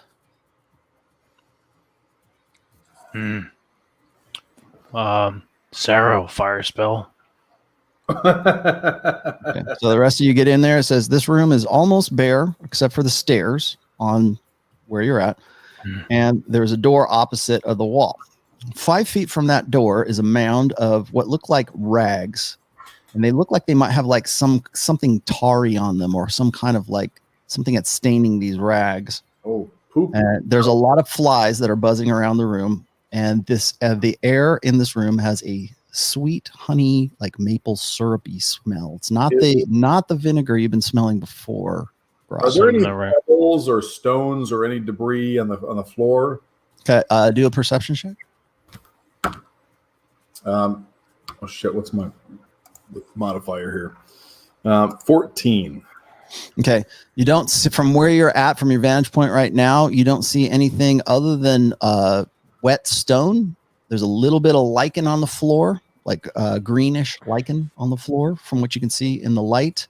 Again, there's a little bit of natural light coming through the ceiling, and lots of flies in here. And in, like I said, it would be the northwest corner of the room is a large pile. Looks like maybe about 5 feet around and maybe about 3 or 4 feet high. I asked Grot to hand me a clump of lichen. Okay, I need you guys to tell. Okay, you can. Do you want to do? You ask Grot to do that. Grot, you hand me a clump of that. You guys are at the bottom of the stairs right now, and you're sort of surveying this room. And Sin is just in the stairs right now, coming down. Okay. All right, I'll reach down and kind of pull loose a piece of lichen and hand it over. Okay. So you hand it over to. It doesn't smell. It smells like just mold, but you'll notice that it's a little bit sticky. Just sticky. No make joke. Just take. Okay. I lob the lump of lichen at the pile of rags in the corner. Okay. I liken it. Roll to hit. Uh-oh. Okay. It lands in the middle of the rags there and just kind of sits there. Flops into it. Okay. I'm switching off from my rapier to my short bow, and I'm saying, I think that is a monster, and I'm going to shoot my short bow into it. That's a monster with teeth and claws. And oh my goodness, we're going to make the move. Oh God, yes. The lady. Oh God. And I'm gonna actually hold on. But before you do that, Drew, you're the only one who made the perception check. Everybody else make a perception check as you're looking at the rags over there. 26 again. 4. 19. Okay. What'd you get, Sled? 26. 26. Sled, you notice something shiny at the base or at the bottom of the pile of rags. Something shiny, like maybe metallic. So do you, Aldemar. I'm gonna tell everybody. I think I see something a little bit shiny at the base of the rags. Which, by the way, is not a base of rags. It's a monster. And I'm not joking. I'm going to shoot my crossbow at it, and I'm thinking we should back up into the stairwell and choke pulling them off. Set fire. I said set fire to rag. And that's what I asked if anyone had a fire spell, but no. So I'm going to ask Aldemar. I say, Aldemar, does that sound like any particular monster you know? Yeah, you can. I'm going to do a perception check. Oh boy, was not great. I'm thinking, what is it? You don't. It looks from where you're at in the light and the room. It just looks like a big pile of rags. Okay, I'm pulling out It's my kind of. sword. I'll give you this though. Color wise, it seems like they are like a gray green. Okay, I'm gonna actually pull out my bow and pull out my bow and arrow, knock a arrow back, and have it ready to fire. Which kind of arrow? The +2 attack, the special arrows that I was given. Sled, if you want to take a shot at it. I say we all take a shot at it. Okay. Sarah, don't you have a fire spell? Oh yeah, I prepped burning hands before. Okay. You want me just to fire and see what happens, guys? I'm going to cast Bless on these guys. Okay. And I'm gonna cast it. I guess I'll use up another second level. Well, what the fuck? Let me use a second level spot. There we go. So I can cast it on up to 4, and the Bless will let whoever I cast it on, when they make an attack or saving throw before the spell ends, which says up to a minute. So what would that be, like 10 turns? Okay. The target can roll a d4, or the person they get a d4, and add that number to their attack roll or saving throw. So I'm going to cast that on Sled and Grot and Aldemar and Sero, since Sin, I guess he's kind of trailing behind us or something. Yeah, he's right behind you watching all this kind of unfold. He doesn't have any weapons anyway. So. I cast this on them, and I whisper to Lupo as I'm casting, "Get behind me, but keep that lantern high." Okay. He does. He obeys. All right, so you cast that. That goes off. Rob, you have Burning Hands prepped. Yep. Burning Hand prepped. Nice. And Grot. I'm going to use it when it's time. Okay, so go ahead, Sled, and take a shot. I take a shot. Okay. Oh, it's not moving. Not moving. Unless you get like something really low. Where's my dagger or ranged weapon? But 14. Okay. The crossbow bolt hits the rags. Mm-hmm. As it hits in the rags, it kind of thumps into the rags, and then you see the crossbow bolt slowly fall off of the rags, and it doesn't roll, but it kind of slides off of the rags, and it comes down onto the wet pavement. You see, or the wet floor. What, lichen? Yeah, the lichen, the wet stone lichen floor. Aldemar, you see this right now too. You have yours knocked. This is not good. Burn it with fire. Kill it with fire. Sarah? You gonna take a shot, Ranger, or not? Yeah, I'm gonna take a shot. Okay. Roll to hit. I didn't cause any damage. You did. Am I supposed to use the triangle one? No, I need you to roll to hit. Roll 20-sided dice. Okay, sorry. I rolled a 12. 12? Okay. Adjusted for dexterity. +7, so that's 19. Okay, so 19. It hits. It sticks in for a little bit longer than the crossbow bolt, but then as you see it sticks in, it kind of slowly slides down, and it flops onto right next to the crossbow bolt on the. Something soft in there. Okay. Well, we could do this all day. I'm prepping another arrow. I don't know what other. I'm just but like this stupid fire. Why is it stupid? We're slowly killing something. How you know? You think you know everything? Listen, intelligence of 12. Go up there, Grot, and then you go look at the ranks. You go tell me if we're not killing something. Would you like to bet 10 gold pieces it's something we're killing or not? Sure. Okay, Can go I up there. cast burning hands on it? Yes, fire. You can, but you've got to touch it with burning hands. 10 gold pieces. Oh, it's a 15-foot cone. Oh, is it a 15-foot cone? Yeah, it launches out of the fingertip. Oh, does it come out? Okay, I thought it was something you had to touch, like burning hands. Like you had to, maybe that's shock and grab. I'm sorry. Yeah, go ahead. Okay, so that's what I do, and it says that each creature in a 15-foot cone must make a dexterity saving throw. Okay, well, it's not going anywhere, so. Okay, well then it does. So you cast it. Damage. Okay, so you cast the fire over it. It sets it on fire, but the fire burns kind of fitfully when it hits it. So what's that? What's the damage that it does? 3d6. 3d6. Okay, so it looks like you've scorched whatever the thing is, and you don't hear. It's not howling. It's not crying out in pain or anything like that when you hit it with the crossbow bolt and the arrow, which, by the way, are now at the base of this thing, and it looks as if it is stuck in some kind of sap.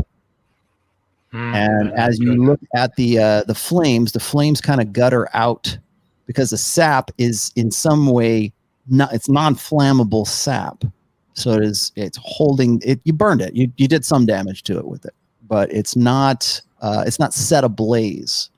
And after a little while, the flames go out.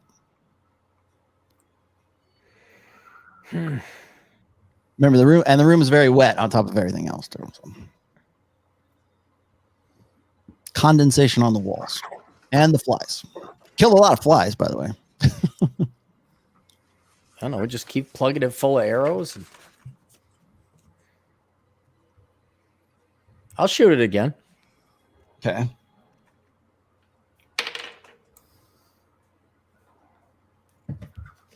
Nine. Okay. No, 8. Sorry, 8. 8. Okay. It sticks in it. The same thing happens.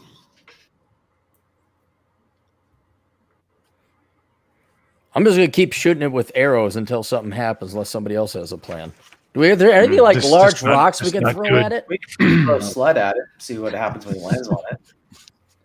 It's not good. Are there any large rocks like boulders? No, nothing sizable enough to hurt it. And is there like a door on the other side of this room, or is this it? Is it just a self-contained room? Let's see. Rob, do a perception check because you're the only one that cast any kind of spell on it. 13.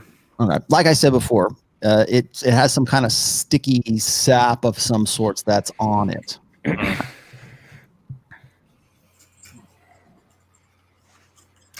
I'm thinking of just running up and stabbing the bastard. Something not right. I'm not against it. But I'm going to do another perception check. Okay. It smells too good not to be bad. That's what I'm talking about, baby. 25. Okay. So what are you looking for in particular? I'm trying to see how big is this creature. Is it going to be something that my sword can run through? You can definitely stick a sword in it. Like I said, it's about 5 feet around and about 3 or 4 feet high. 4 feet high. And I said, like, it looks like sticky rags, tarry rags. All right. All right, guys. Once more into the breach. I'm gonna go stab it. Yeah. So you get up to it to attack. Yeah. Okay. You get within 5 feet of it. And 6 tendrils shoot out, kind of like a chameleon's tongue. You know how it goes out to get the flies. You get about 5 feet away from it. You're about to hit it, and 6 of these things fly out at you. Okay, I go do a slash. What fuck? Well, hold on, I got to hit you first. Hang on. You hit with sticky tendril. Haha. That's his boyfriend's name, Sticky Tendril. Sticky tendril. All right, 3 of the 6 hit you. Okay, that's funny. 3 of the 6 hit you, and you. Well, first of all, you're shocked. You're surprised that this happens. Told you. You bet 10 gold it wasn't going to be nothing. And you take 4 points of damage from the tendrils. I knew it's something. Okay. Yeah, I knew you weren't the doing tendrils damage. Stick to you like glue, like super glue. And so they've one's hits you in the chest, one's kind of got you around the shoulder, one's got you around the waist right there, and it's trying to pull you into it right now. Okay, I'm gonna try and cut at them with my sword. Okay, what are you gonna? You're gonna cut at the thing itself, or at the tendrils that now have you that are wrapping around you that are stuck to you. Yeah, cutting at them. Okay, so you're gonna cut at them. Yeah, okay. cut them off from the body. Okay, you need to do a strength check for those. And what are you using to do so? My longsword. Okay. To swing the longsword is going to be very difficult in this position. So you've got tendrils wrapped around you. You might be able to saw at it, but like hacking at it is going to be really difficult. All right, You're using a longsword to do so. Okay, then I'm going to pull out my dagger because that's attack bonus is +7. Okay, do a dexterity check really quick because you had your sword in hand while you were doing that. I'll give it to you if you get it. Dexterity, 20. 20. Okay, so you managed to pull out your dagger with your other hand. So your sword arm is kind of like getting wrapped up, but you have your other side, your side arm, your dagger in the other hand. So, all right, I start cutting at. You're gonna start cutting. Okay, so you're gonna do a strength check on the cutting part right there. So give me a strength check. Yes. 1 second. Sorry, I need to. 25. 25. Okay, you managed to cut one of them off. So now you have 2 tendrils that are attached to you. You guys see all this happen as it goes. You guys gonna help me or what? He's getting dragged in. We're kind of waiting for turn. Even the 2 tendrils that have you, it's pretty strong and it's pulling you in. What's the? Are we doing initiative or we just attack? Can we get? Do we get any kind of? You don't need. Yeah, you guys should probably do initiative now, anyways, because I've already done one attack. So because he was the only one that was going up to it. So. Nice. 15 for Grat. Okay. 5 for 19. Sarah. What'd you get?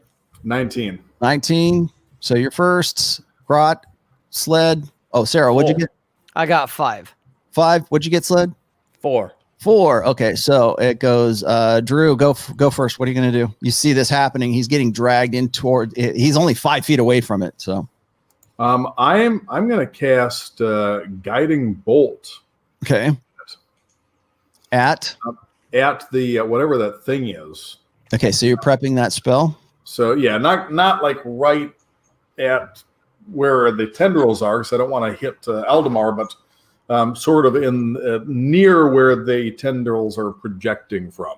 Okay, so they're projecting from the tarry rag thing that's in the corner there.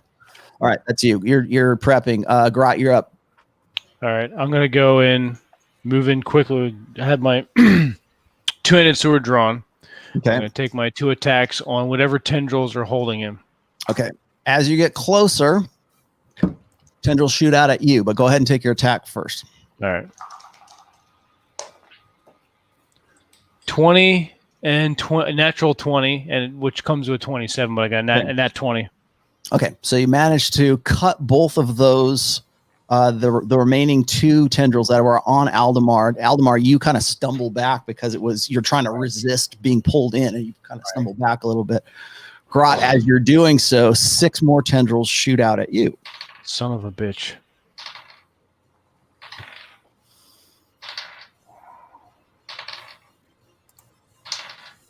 Okay, 4 of them hit you. So it's not good. You take, and it's the impact to you is not that big a deal.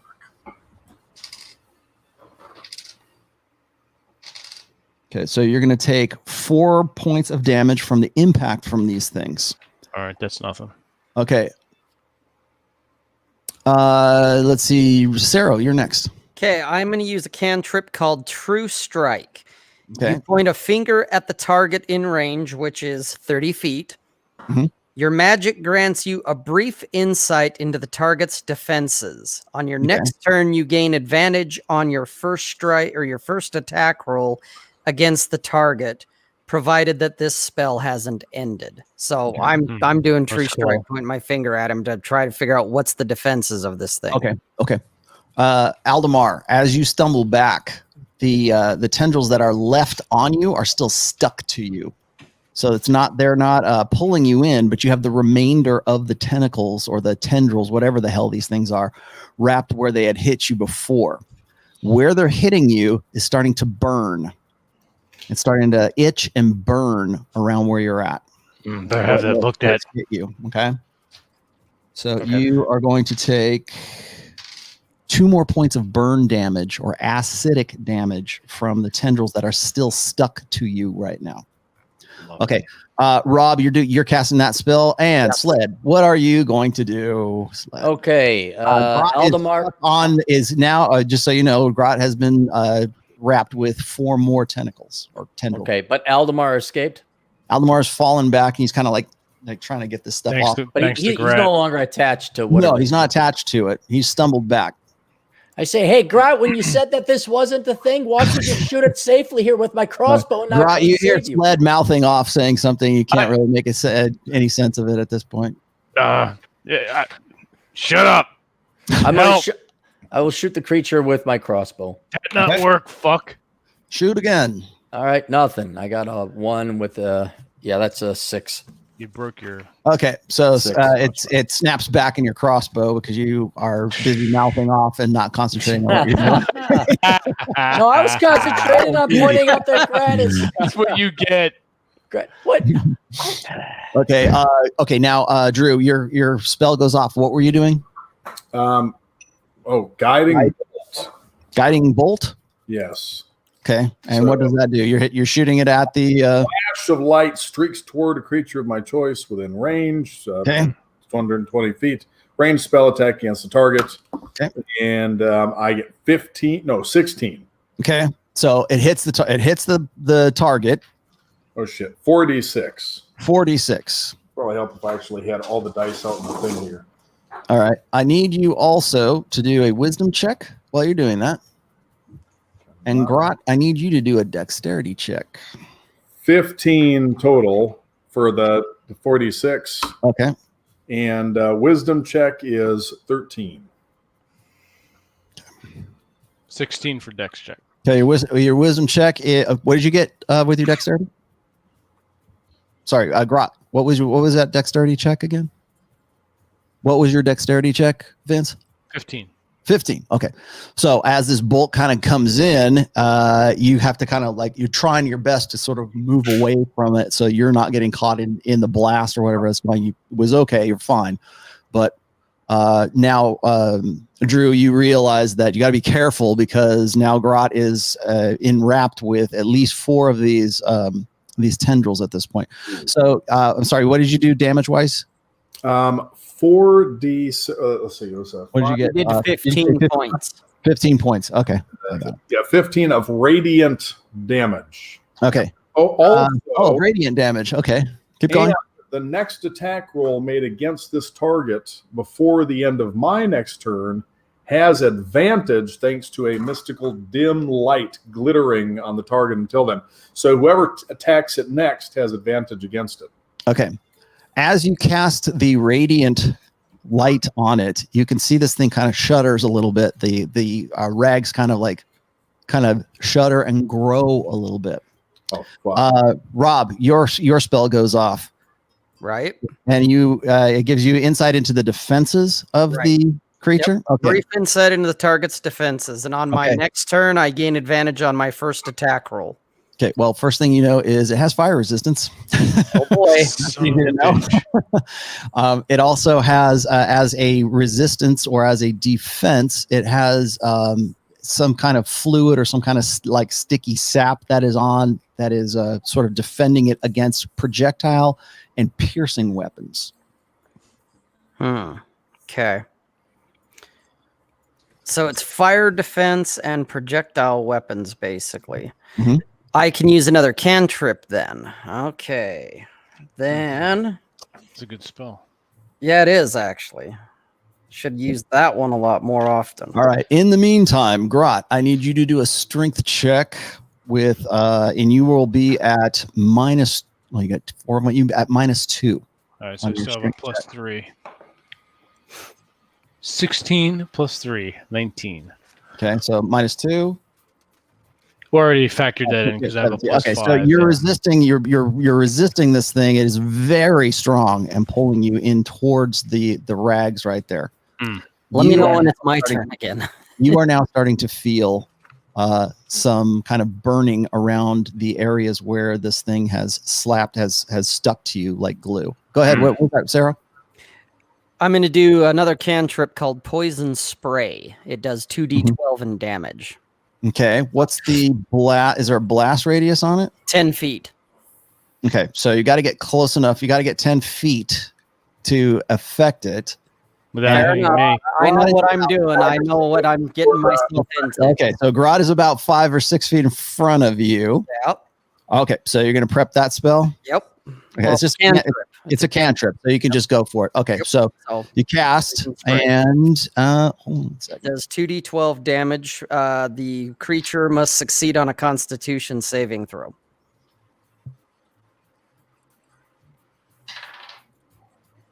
Okay. And that. Okay. You did some damage to it. Let's just say that. Okay. And you said 2d12, right? Yes. Okay. It looks like it kind of the tendrils go slack for a minute and then they snap back.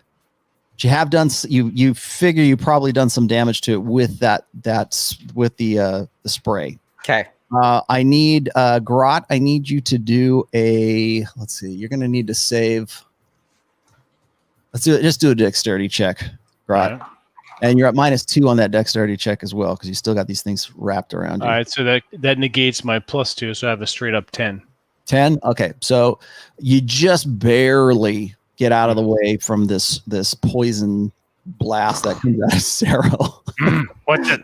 Yeah. Help. Okay. So Sarah's right there.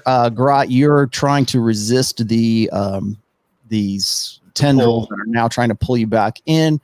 Let's see. So Sled, you went and shot your crossbow. Oh, my turn. Okay. So the only ones close enough are Sarah and you. So I'm gonna do 3 at Sarah and 3 more at Grot. So Sarah 1, 2, 2. So two tendrils hit you, Sarah.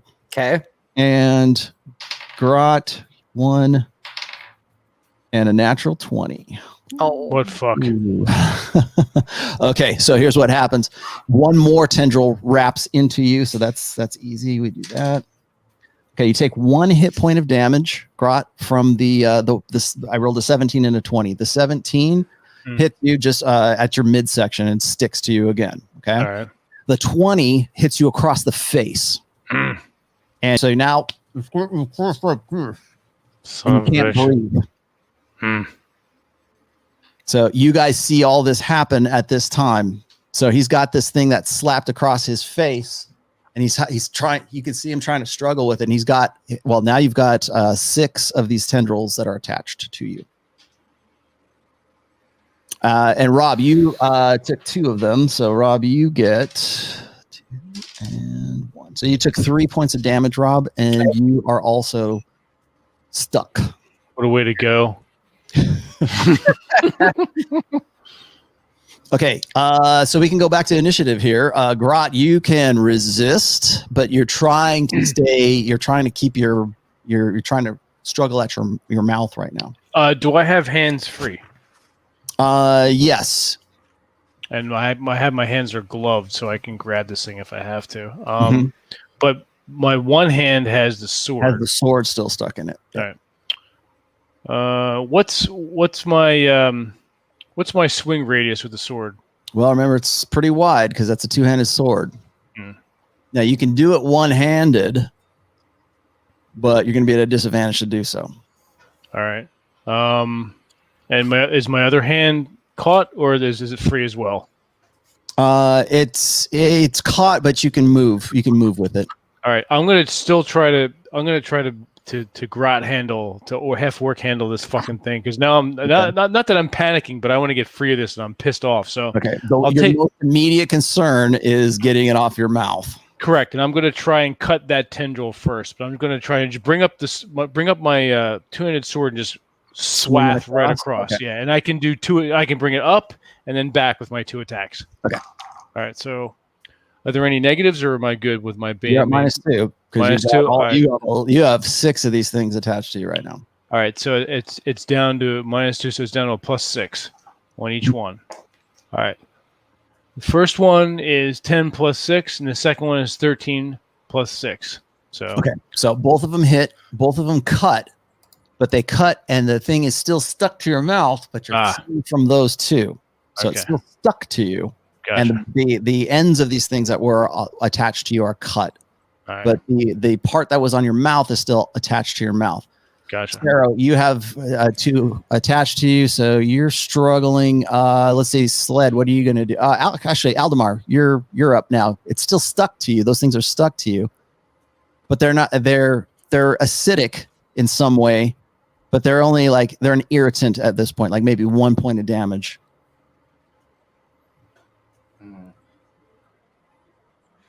Gray, you think there's any? Gray, you think you got a spell that can help me out here?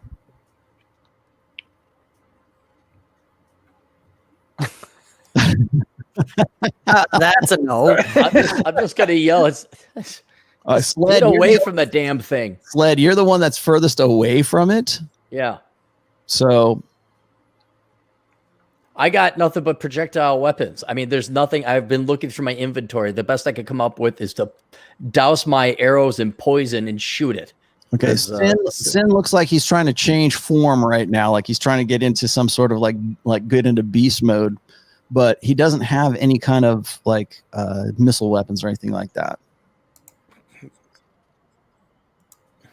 So nobody has any spelling that can help We me. got No, more pressing issues like Grot is in the grasp. It's got the consistency of like sap or like paint. It's very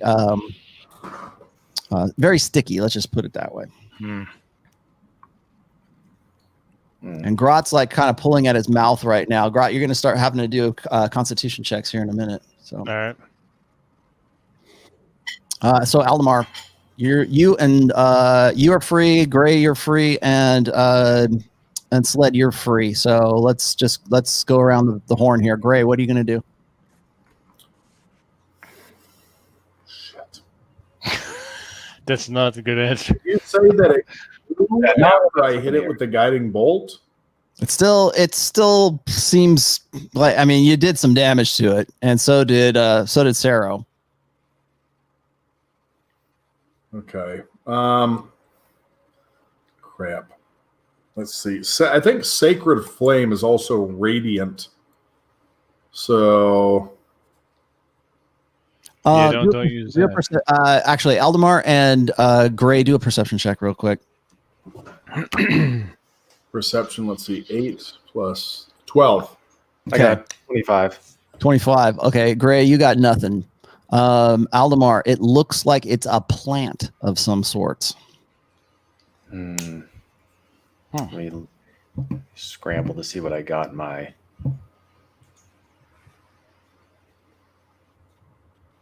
Yeah, I don't have anything on me that would be applicable for. I got my torch. That's about it. Don't worry, I got roundup arrows. I just found here from roundup arrows. Look at that. I got this sucker. Roundup arrows. Yeah, I got be gone. From Monsanto or whoever makes it. Monsanto. Okay, so it's on you right now, you guys. Me or Aldemar? You're up. Go ahead, Gray. What do you want to do? I'm going to cast Sacred Flame. Okay. And 17. Okay, hits.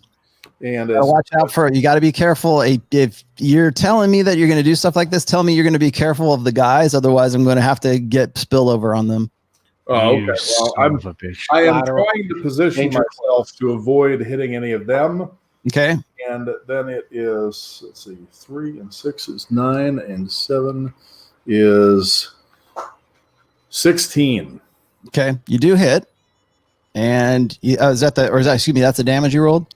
Yep, that's the damage. That was the damage you rolled. Okay, so it's on fire, and radiant. So it's not fire; it's radiant. A radiant. Okay, so you do some damage to it as well. So you don't feel like you're doing the full amount of damage you could be doing with the radiant. Put it that way.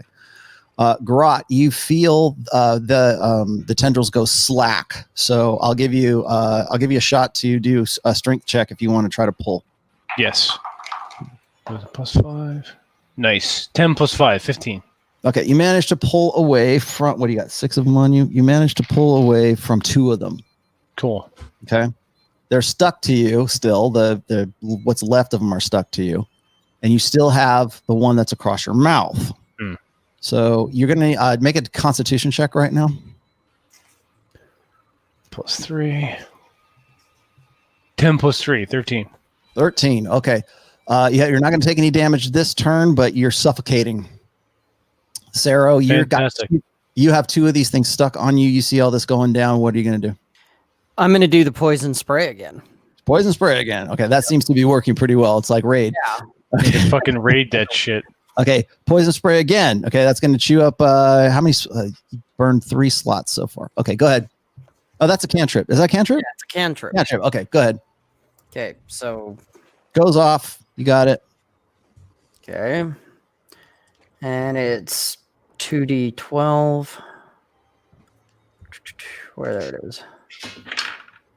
Well, I guess you roll the damage. I roll the damage. Yeah, so on. And 6. You did it good. It starts to go slack. It looks like it's kind of like deflating more now, and 2 more of them drop off of Grot. Okay. So it looks like it's kind of faltering, or it's kind of like deflating right now. But Grot still has this thing across his mouth. You have tendrils across you right now that have gone slack. And Sled, you see all this going on. What are you going to do? I'm going to take a shot. I'm going to put some poison on my arrow and shoot it. Okay. So I'll take you. Okay, 1 action to do the poison on the bolt, and so yeah. Okay, go ahead. Take the shot. 17. Okay, it goes in, sticks into it, and it slowly drops off again, like it did before, but a lot slower this time. Okay. Than it did before, so it did. Okay. And you guys feel the, I should say, Rob and Grot, you feel the tendrils kind of go slack right now. Can we try to pull off a little bit more? You want to do it? You want to do a strength check? Yeah, I'm going to try to pull the one off my face. First, what I want you to do is you need to take a constitution check before you can even try the strength check. All right. 17 plus 3, 20. 20? Okay, so you managed to, you're okay for right now. You're going to take 1 point of damage, and then now you can do the strength check. All right. 5 plus 5, 10. Okay, so you managed to snap away from the remaining ones, so you are free right now. All right. Rob, the ones that were on you are still on you, but they've gone slack. Okay, well, I'm going to pull away as well. I rolled a 13 for the strength check. Strength check, you snap 1. Okay. Right, Aldemar, you see all this going on. What's my status as far as the? You're fine, except for you've got 2 of these things that are burning on you right now. Although now you're not taking damage, but they itch like hell. You get that looked at? Yeah, probably. Can I try cutting them off with my dagger? You could, but you're probably going to peel some of your skin away with it as well. You need some what's kind my of visibility? solvent. Your visibility? Yeah. You could see the room. The light's still going on. Lupo's just kind of trembling over in one corner right there, trying to keep everything going on, wondering what's going to happen. Sin is behind it, but he is kind of reluctant to go in after this thing because he doesn't want to get stuck. Okay. I'm going to I'm staying where I'm at. There's not much I can do. Okay. You can still try to peel these things off of you. Yeah, trying to wait for these things to. The rest of those things. Okay. Yeah. All right. Gray, you're up. What are you doing? Oh boy. Well, the radiant damage doesn't seem to be doing a whole lot. I don't want to get too close. People suck. He's like dying here of suffocation. Let me just. I don't want to get too close. Still with us, or is He's gonna start taking serious damage. That's like 2 rounds right now. Fuck. Oh boy. Pull the tendril off. You know what? I'm gonna. Who's got the most tendrils on them right now? Grot, by far. They're all cut. I mean, cut. I've stumbled away, but I've got tendrils on me. I am going to lunge towards Grot while staying kind of behind him, and so. Okay. Well, I'm coming up behind Grot. All right. The hammer, and I'm going to come around. So I'm staying, almost using his body as a shield and coming around with the hammer and striking at. Okay, take the hit. Take the hit. It's not moving. It's not trying to get away from you. So 17, and I don't think I have you a hit bonus. it. You hit it. You hit it pretty substantially too. So you smash it. You smash into it, and it kind of like deflates a little bit. And you don't see any more. You don't know if it's dead or not, but there's no tendrils that are shooting out afterwards after you. Okay. Well, hold on. I got to roll my. Do I have to roll my attack? You already did. Didn't you just hit it? That was the attack to hit. Do I roll for damage on it though? It doesn't. It's not going to make any difference. You hit it. It deflates down as you do it. Okay. Anything you do is going to kill it at this point. So. Okay. Awesome. Okay. All right. I mean, unless you fumbled, which you didn't. Okay, so Grot's right there. You've got him. You got an arm around you right now, Grot, that he's kind of trying to pull you away. But you're kind of doing one of these things because you got this, what's left of a tendril on your face right now. Rob, you have these things. You managed to pull away from one. The other one, you can probably very easily pull away from it. Okay, well, yeah, that's what I want to do. Do a strength check. Just humor me with a strength check and just don't fumble. 13. Okay, so you snap away from the other one. You are going to take acidic damage from the ones that are left on you, and you're going to take 3 points of damage from the acid that's left on it. Aldemar, it's not doing you damage anymore, like I said, but it's still the parts of it that are still stuck on you. So they're just making you itch at this point, but the things are still stuck to the parts where they had hit you. Right, make a Constitution check. Fuck. 17 plus 17. I guess plus whatever. Yeah. Okay. So I'm only going to make you take half damage because you did pass. So you're going to take 6 points of damage. All right. I'm still good. I'm like in the mid 40s. Rock's turning blue, guys. Yep. Give me my next turn. Okay, go ahead, Sled. You're up.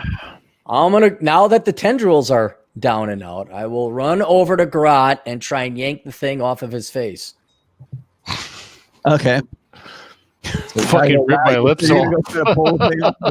Okay. So go ahead. Make a strength check. You try to grab the thing to pull it off. Ah, shit.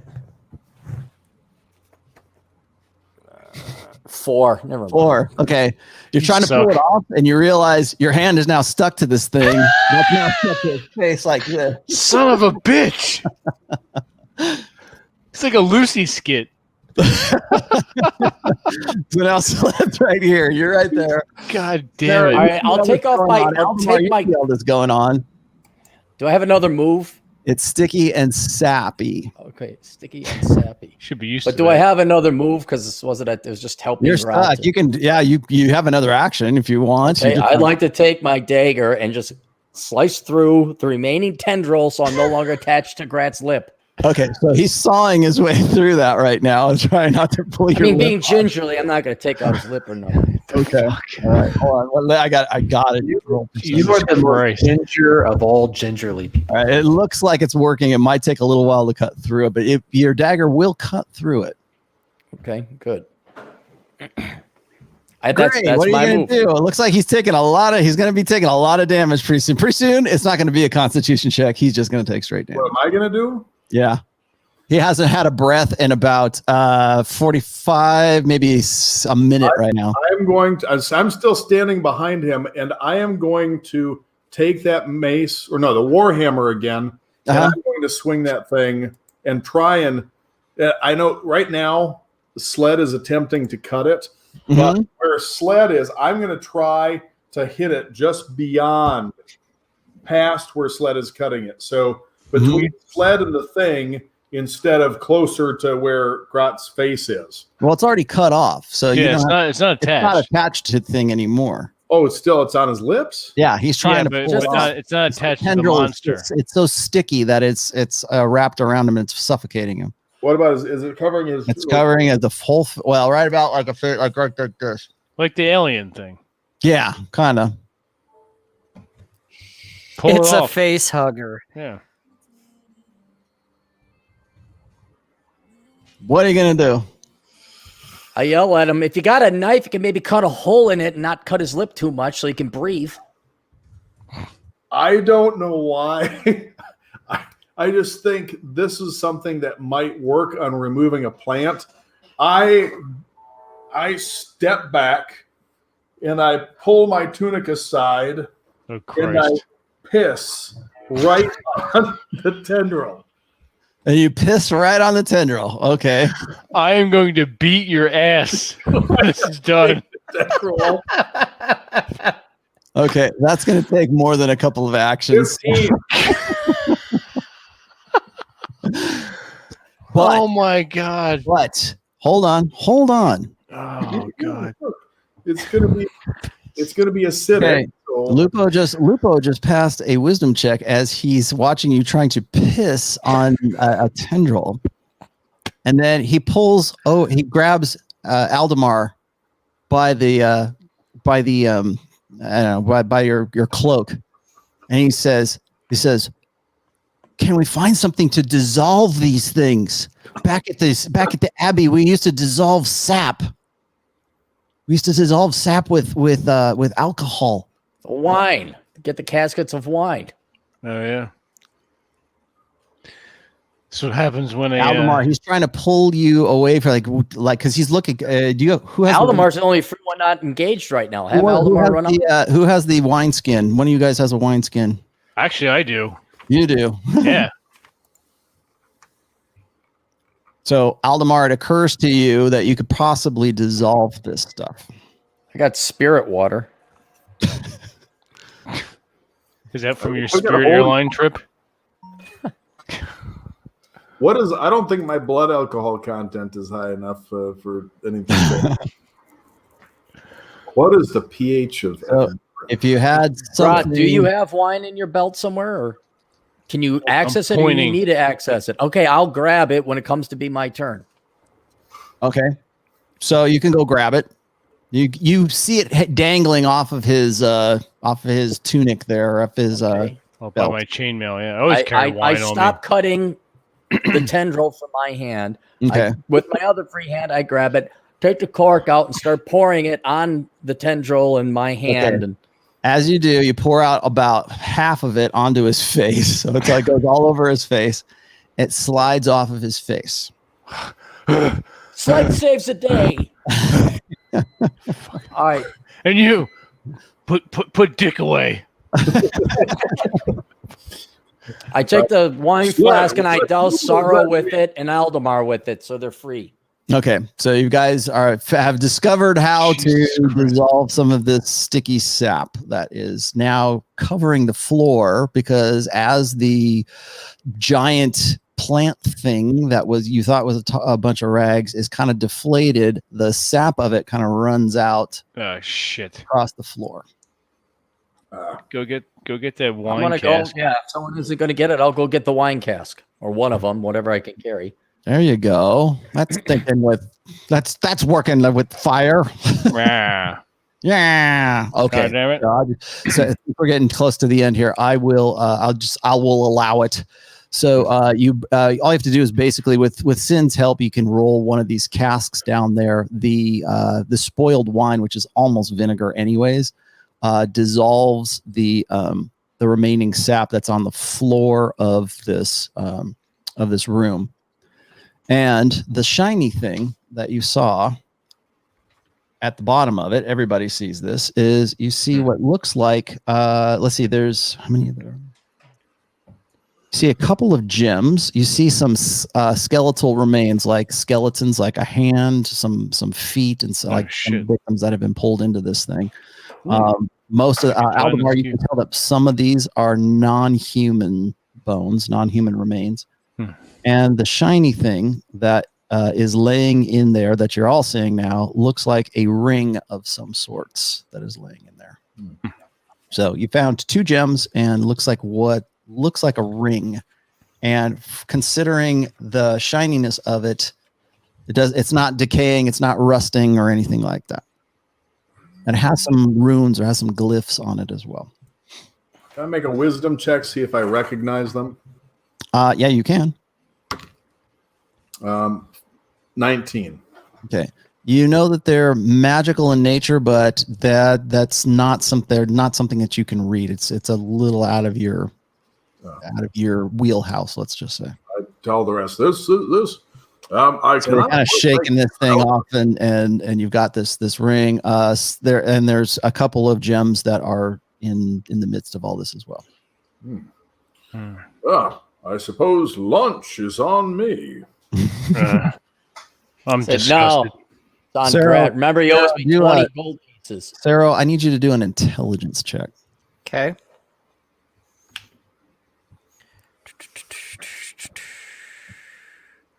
$16. Okay, you can tell the ring is magical in nature. Okay. And it's the glyphs on it are let's just say sorcerous. They're not necessarily like say divine. Oh. Sled, give me an intelligence check as well.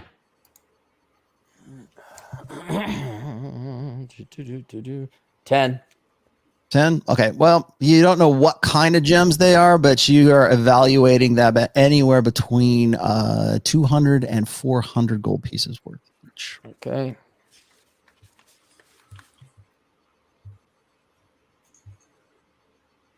Okay. So you have the ring.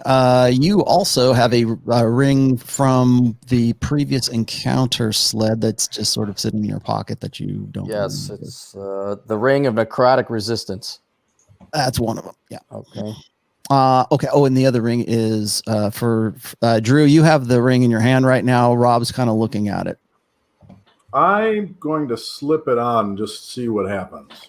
Okay. Nothing happens. You kind of feel just a little strange putting it on. Oh, Maybe it's not the right thing to do. Like you kind of get a bad feeling about putting it on. I've got a bad feeling about this. I just say take it off. Then. We don't have a bag of holding or anything we could put that on. No. I put it in my pouch or whatever I've got hanging on my belt. Okay. So I'll examine this in more detail. Sarah seems to look like he knows what it is, or like he might know what it is. He's kind of looking at it kind of curiously. Okay, I hand it to Sarah and say, I get the impression you aren't telling us everything you know about this. Hey, Red? It's not for you. Well, if you can make use of it, by all means. Okay, It would probably be better in my keeping. So, Rob, he gives it to you. What are you going to do with it? I'm actually going to put it in my little coin bag thingamadoo off to the side. When I have better lighting and have more time, I'm going to look at it much closer. Okay. Let me know when you do. Okay. All right. That's good for tonight, guys. You guys are in this room. The dead giant sundew that was over in the corner is now just a pile of decaying sap. It was a monster, though, right? Oh yeah. So Grat does owe me 20 gold. He does owe you 20. 10, not 20. There is. We'll pick it up here next time. But there is a door that was actually close to where the rags were. This door looks like it has been carved. It looks ornate, and it still looks old and weathered, of course, but it has the same kind of carvings and the decorations, let's say, of the other doors you saw when you were first coming in. Cool. All right, guys. This is good stuff. This is a good place to end. Now, having said that, we can either play next Wednesday or not until the middle of November. So I vote for next Wednesday. What is Wednesday? Because we have we don't have any guests next Wednesday on Masculine Geek. So. Next Wednesday. Hang on. He's got to ask his wife. Honey, can I play with the boys next week? Ask the Hobbit. That's right.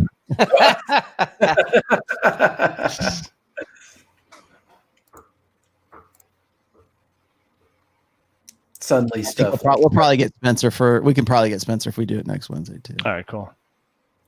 No, I can't make it next Wednesday. Oh, if someone wants to play my character, they can go ahead and play we it. can work it out. Yeah, we'll figure it out. I mean, you didn't really do much anyway. What are you guys doing? What are you guys doing on Halloween? Giving I will out be $2 bills to kids. Screwing around. I'll be out of town. Screwing around. Okay, all right. Let's do it Wednesday then. Okay. All right. See you guys. Cool. All right, guys. All right, gentlemen. All right, everyone.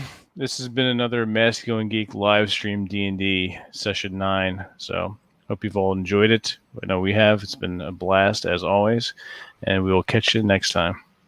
Next Wednesday, actually.